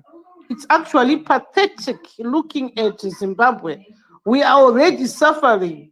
The hospitals have no medication. Even now we heard that learners had to write the exams at night. What kind of thing is that? We also voted at night. So many things have been happening. And as a result, after all that is stress of people standing in the queue for a long time and could not vote, some were wrongly placed, and there were also mismatches of candidates. Everything is just wrong. Everything is just wrong. Nothing seems to be going on well in Zimbabwe. Are we cursed? What is it? Are these people who are doing recalls are really, really people who love Zimbabwe? Do they have Zimbabwe at heart? I don't think so. Because if these people had Zimbabwe at heart, they wouldn't be doing that. Of course, these people who are recalling, they are not doing it alone. There could be a group, there could be some people. Please, this must not be tolerated. We cannot tolerate this, especially as women. Women are the ones that suffer most. Most of the time, we are the ones that must wake up and prepare food for the kids. They are the ones that do a lot in whatever we do. And men, yes, we know they do work, but it's us who are always you have to take care of the homes and all the families. You are stressing women by all these things that is happening. Nothing is working good in Zimbabwe. Look at the currency. Look at how prices are going up. Just now we had people who are still underground, according to what I heard. Some bodies could not be retrieved from that mine. They are probably rotten by now. But we have money to throw away, money to do things that are not even beneficial to the citizens. Everything that is happening, especially these recalls, are detriment to development. They are detriment to good health, because at the end of the day, some people are going to have high blood pressure. Those MPs, they are also stressed because they have put their money, they have put their effort, they have put their energy in all these elections. They did not just do, they would go up and down. Then after doing that, having the electorate at heart, then someone says, no, I'm recalling you. We are no longer members of CC, are no longer member of ZANU MPs. And why? Why must you do that? It's not even a month before you can even say that person ceases to be a member of ZANU MPs. It's not even 2-3 months that these people have been in parliament, and you say they cease to be CC members. Those people must be taken to the psychologist. I'm sure they are not okay upright here. There is something wrong. Really, they really need to be seen and to be checked. I don't think their brains are functioning normally. Because if they were functioning normally, then they would be doing what they are doing right now. Because to be honest, looking at how Zimbabweans are struggling, they've left the country. They are all over. They have been misplaced because of hardships, because of economic hardships, because of whatever is happening in our country. But you continue to do this. More people will leave. More people are going to leave. And they will be in the countries where they will be called to all sorts of names, Kumakwere and whatever name they will be given. Please, let us be one. Whether you're ZANU PF, whether you're CCC, whether you are whatever party you are, let's not do things that hurt the ordinary citizens. Do things that benefit you and stop doing things that actually destroy the citizens, that destroy Zimbabwe. Zimbabwe is for us all. It's not about Venerayo, it's not about CC, it's for all the citizens.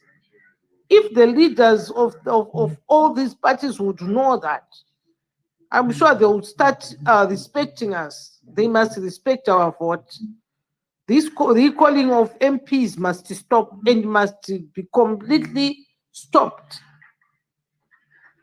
Every MP that was elected must go back to parliament, unless otherwise. I don't know their motive. I don't know why they are doing that, but we cannot live in a country where things are going on like this. It's a messy. It's a messy. Thank you so much. I think I'll go on and go on and go on, but I think I've said enough because my heart is aching and you begin to wonder. 70. How can 70 people cease to be to be members of a party at one go? How? How is it so? Even the number that was recalled for CC, so many of them My man, we must not do that. We must not do that.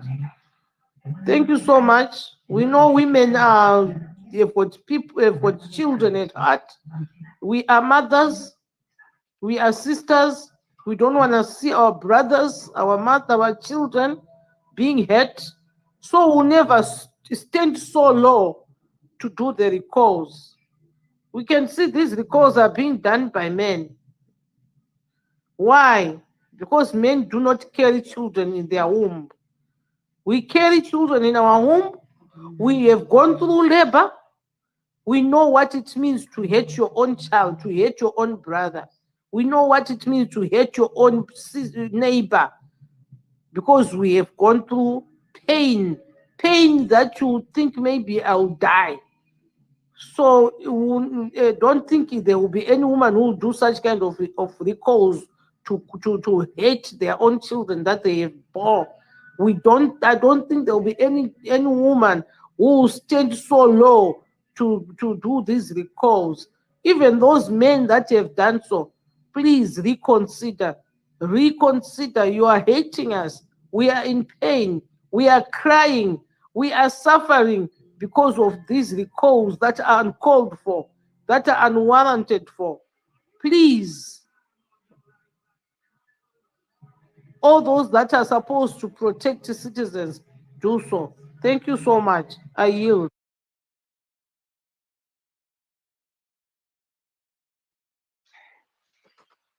Thank you Thank you. so much. Over to you, CC Snap. You can say one or two as I see. Sorry, CC Snap. The previous co-host was saying that he wanted more women to come to the podium and say one or two words. It's important that we have more women to comment on these issues, speak their minds, and the platform is not only for men. You can request the mic and say one or two words. I think we'll close on top of the hour, so we still have time, and you can still invite others to come and listen, come and say one or two words. I see there are many prominent women who are in the listeners, so you can request the mic and say one or two words. But we are here discussing the issue of recalls.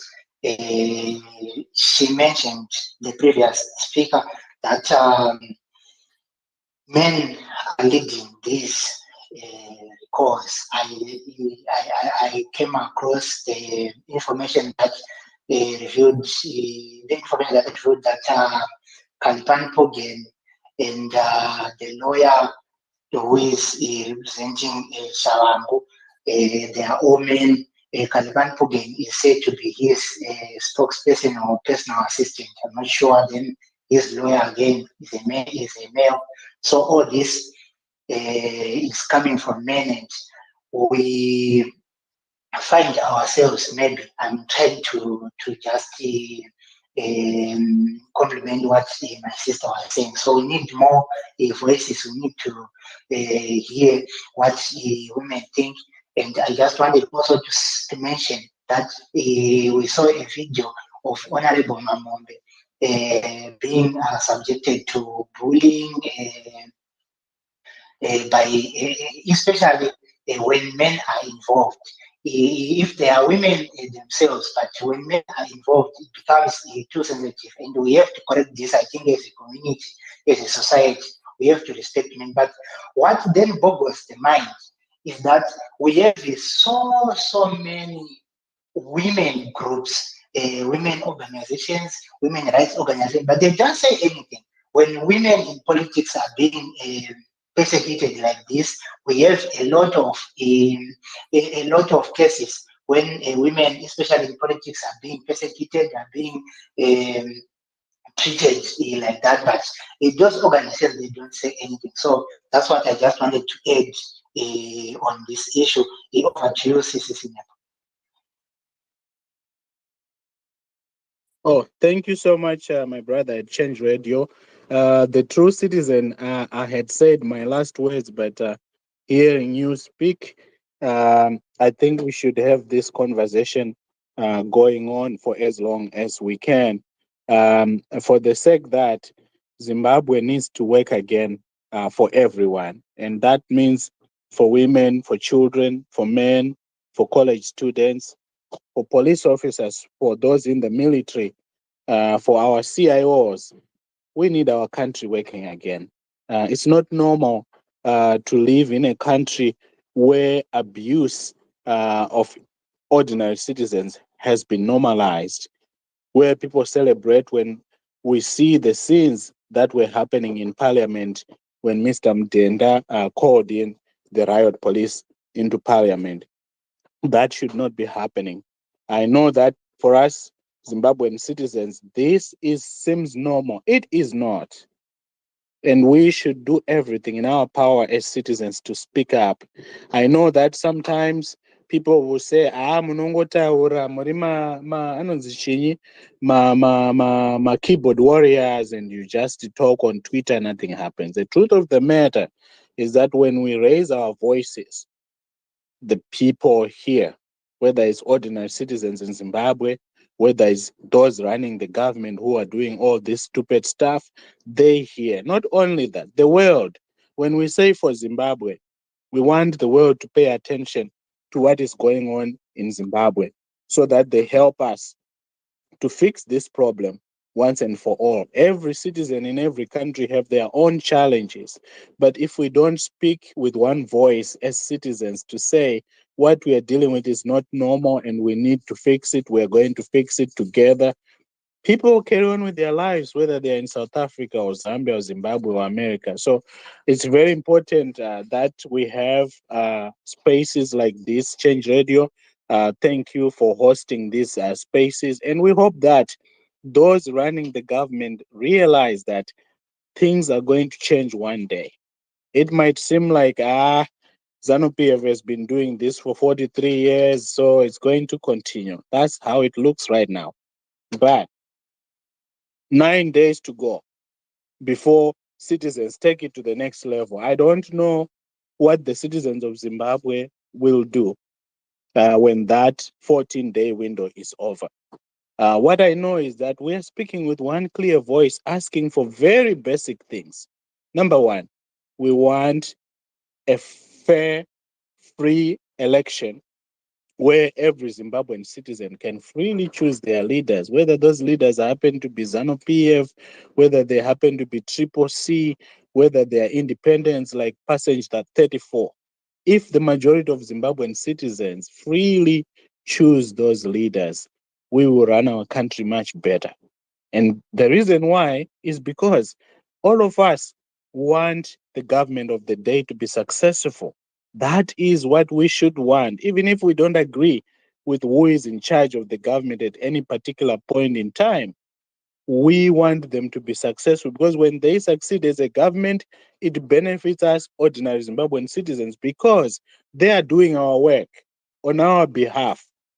They are doing our work when it comes to fixing our economy, when it comes to making sure that our healthcare delivery system is working, our education system is working. That's what they're supposed to be doing every single day. They're supposed to be competing about, I can do this better.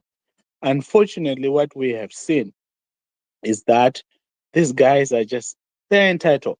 And that entitlement, unfortunately, mentality has seeped down to a lot of Zimbabwean citizens who today say, because ndini Dr. Ranga, I don't like Amaizu's kitchen, saka ndichavabvisa muparliament, or kana ndichavanyima mari yezvakati. How, just imagine how sadistic that is. But unfortunately, in Zimbabwe, that has been normalized. And we as citizens have given those running our government every opportunity to change the way they do business. Unfortunately, it seems like, absolute power corrupts. So now, instead of getting better and better in the last 43 years, they've gotten worse and worse and worse, where they don't even know what's normal, what's not. Some things that people laugh at or they celebrate on Twitter handles from government spokesperson stuff. I have seen people like the permanent secretary for information, something, that deputy something, Charamba, mocking people at funerals, Zimbabwean citizens at funerals. That's not normal. But that has been normalized because these guys have been running the show for so long. What I want to assure all of us here is that Zimbabwean citizens are realizing that you cannot outsource the problems of governance that we are facing as a country. Each of us has to play their role. Dr. Ranga is a person, I am not perfect. There are some things I do very well as an individual. There are some things I mess up. My wife will tell you that. What we need to do as a people is to demand accountability, transparency, making sure that those in government make our nation, our country work better. That's all we ask. You don't get there so that you start looting like what we have seen. You get there so that you make the lives of all of us better. So, Mr. Mdenda, I am sure his proxies are going to get this message. We as Zimbabwean citizens are saying to you, the things you need to do are very simple. You made a mistake. You should never, ever accept letters from anybody from the streets and say, because Dr. Ranga has written me this beautiful letter saying, Tawita recall people like Wanafa Mahere, our former spokesperson for Triple C, I'm taking this on. That's abnormal. But unfortunately, our leaders in Zimbabwe government have gotten so lazy and they take us for granted. Right now, if you ask me, those members of parliament who are disengaged in terms of being in parliament, guess what? Right now, people like Fadzai Mahera are going to universities across Zimbabwe, whether it's University of Zimbabwe, Kuchinoi University, finding out what's going on in the life of college students in Zimbabwe, because Fadzai Mahera is in one of the committees. If she's not the chairperson, in higher education. That's what we should be focusing on, to say these are the problems that students are facing across the country. This is common. Every student says, if there was a way we could get government grants or loans so that we can afford to pay for college fees, let's find a solution to that. That's common, whichever university you go to in Zimbabwe. Number two, those at the University of Zimbabwe are saying the buses zamunoti tikwire vaya medical students anogara ku Mount Pleasant but chikoro chiri kuparira Nyatwa haana kukwana. What can be done long term to fix those kind of problems for Zimbabwe college students, for instance? This is the work that our parliamentarians must be doing. However, we have normalized the situation where people feel entitled. Umwe anotengesa mombe dzese, obika doro, oita sei, so that once ndapinda parliament, now I can abuse everyone else. Now ndapinda council, I will abuse everybody else. Now ndava president, ndaawisa madzimai kuti vabatewo chikwama chenyika, ndoisa mwana kuti ange achibata iye kids dzekuamari dzekuarmy, and a lot of other atrocious things that should never be acceptable, not even in Zimbabwe. Okay, these are things now they have normalized that we should not normalize. Unfortunately for you and me, some people call it suffer continua because it's getting worse. It's getting worse. You don't say vanhu rejecta people like Mtuli, Kukaudri Park. My citizens are iwewe Mtuli, we don't want you anymore. We don't want you to be a member of parliament. You have failed as a finance minister. Right now, atitomborina kana a functional currency. You don't then say, you know, my ministers anoiswa kane the appointing power in any ndinongoita zvandinoda. So don't question me. Kana mune vanhu vakaita sana Coventry, Kest Coventry, vokuti hatisi tombona kana stadium iri certified neFIFA kuti vana vatambe bhora, nyika tione bhora and so forth. And you say, wabvunzwa kuti inini ndinoita zvandinoda. You don't question me. That is absolutely wrong. Mnangagwa is not a king. He even, when they were deposing Mugabe in 2017, ED ndiye akanyora tsamba Achiti Zimbabwe is not your personal property. He was saying that to Mugabe and Grace, if you recall. And he is the same one, paanga ari kuitwa pa inauguration, the voice of the people is the voice of God. What has happened to that? Anyway, Isusu, my brother, change radio, we can talk until the cows come home. The point being the same. Mr. Mudenda needs to reinstate my triple C MPs Alakabisa. We expect him to do to ZANU PF what he did to triple C, although it's very wrong. I think the better approach is to make sure that Parliament is doing the work it was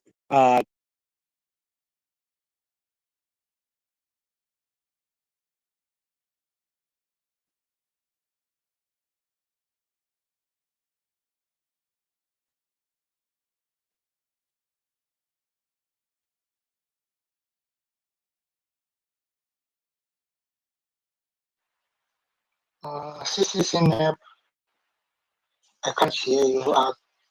The true citizen, can you hear CCC? CCC, please. Yes.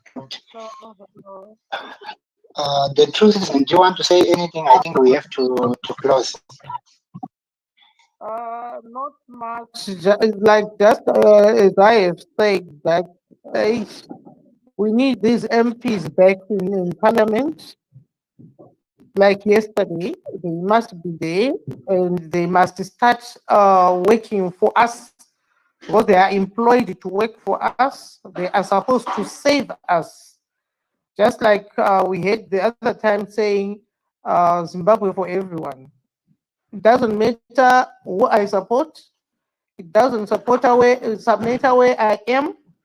I might be poor, I might be rich, I might be that middle class, but I want a full representation of my vote. I want these people to represent us, and these MPs must come to us and listen to us. ED, if he really wants to be the president of Zimbabwe, he must listen to citizens. Otherwise, we are crying. This country is not working. Everything is just going to the doldrums. Everything is not working. Look at the education, the health system, the transport system, everything, the roads, everything. Nothing seems to be working. Actually, we don't want to say seems. Nothing is working. If it's working, it's just partially. When we look at it, a country must show that there is some progress. Ever since the government, this NPF came to power, the country has actually been going down bit by bit. It's like every day something is being subtracted. Instead of adding to our economy, instead of adding to everything, everything is being subtracted.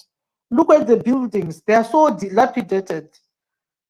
So much that even when you get to look at those people who were during our time that were there, they know how the city of Harare looked like. They know how the city of Bulawayo looked like. It was such a nice thing to say, oh, I'm from Harare, I'm going to Bulawayo. You'll be excited. I'm going to Harare, you'll be excited. Even Guero, those buildings were so excellent and it was so nice. Walking in those parks in Harare, and look at it now. Where are those things? Everything is finished. Some PF is like eating everything. They are not just eating money, they are eating everything. The buildings, there is no maintenance, there is nothing. Nothing. And cars are being bought every day for every 5 years or after every, I don't know, time for MPs, for the ministers, for him alone. Now there are those helicopters that have been bought, and they were said to be ambulances with even those prices that are so exorbitant. Now we have our children dying, not Gary alone. So many people have had fatal accidents, but they could not be airlifted. Yet they bought helicopters and said they were going to be for as ambulance, to serve as ambulances. But we saw those same ambulances being used for election, not for everyone else, but only for ZANU PF. Yet it's state money. Why should we not be treated fairly? I believe fairness and equity is very important. We really need to share equally and considering equity for each and every party, each and every province. There must be not a province that must benefit more. I hope there are MPs there. Make sure that there are no provinces that benefit more than the others. Not because the president comes from Mashingo, so Mashingo must benefit. No, it doesn't matter which province you are coming from. We are all Zimbabweans. We are all one. We also need to enjoy, to be really truly citizens. That's no, okay, this is my country. Not that other people are enjoying and other people are struggling. And we see even the issue of nepotism. What is happening in Zimbabwe? What is going on? How can you do that? We need things that are orderly. Even right now, we saw the mother, who is this one, Auxilia Mnangagwa, going to Spain to represent us in tourism. In what capacity? We want to know, we want to be informed. We don't want to just see things happening. And then we begin to ask, but why? She was sitting on the speaker's chair in parliament. Why? As who? We need to be informed. We have every right to know what is going on in Zimbabwe. Yes, they may say whatever they want as the ones that are in power and that are governing. But remember, we want leaders who even show those young ministers and MPs the right way to go. Because whenever they are not doing things right, it means even those youngsters that are coming into parliament, those ministers, those young ministers, will also emulate the same things that these old Madalas are doing, thinking that those are the right things to do. We cannot tolerate this anymore. You can't even sleep. We are really stressed emotionally. We are stressed in every way. And I know I'm not the only one. If we were to ask each and everyone, if it was possible to say everyone, unmute your mic right now and talk, really maybe I'm even saying it in a lighter way. It's not fair. It's not fair, really. Just imagine those old ladies that were sitting in the standing in the queue. Some even slept and said, "We are not going to go before I cast my vote." Now there they are. They ended up not casting their vote, or they casted their vote. But what happened? The election was not free and fair. Some people were frog marched. Some people had to sleep. Some people couldn't even vote. They couldn't find their names in the voters' roll. But you see that even those that are in power have the audacity to say the election was free and fair. That's not it.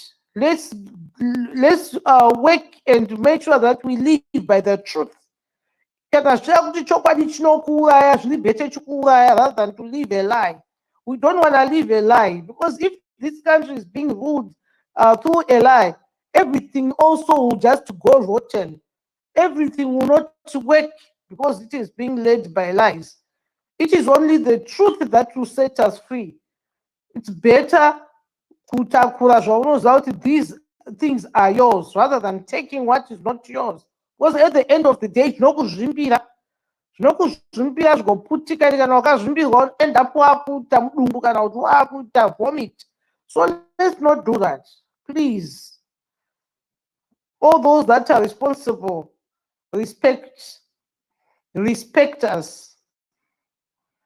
Yes, we might be nobodies, but we really need to. You must respect our votes. You must respect the time that people stood in queues to cast their votes.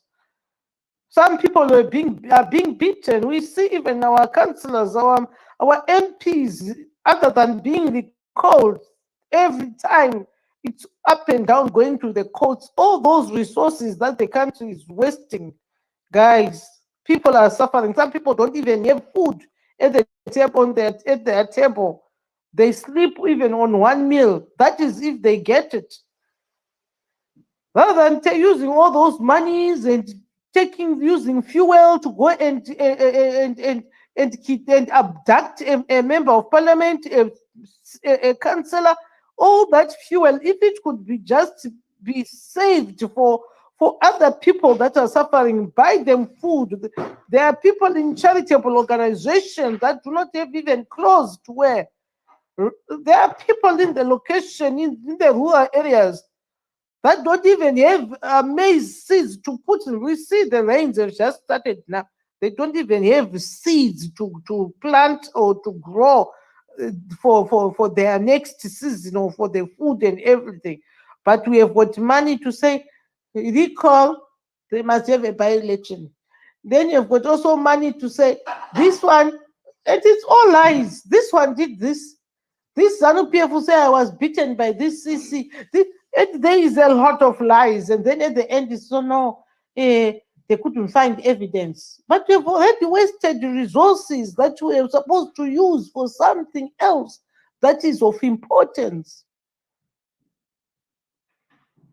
We really need to be respected. That's my point tonight. My submission is said we need the respect that we deserve. We deserve the respect. We deserve to be treated fairly. We deserve, and we also want to see our children that have been incarcerated, that are in prison, taken out of those prisons.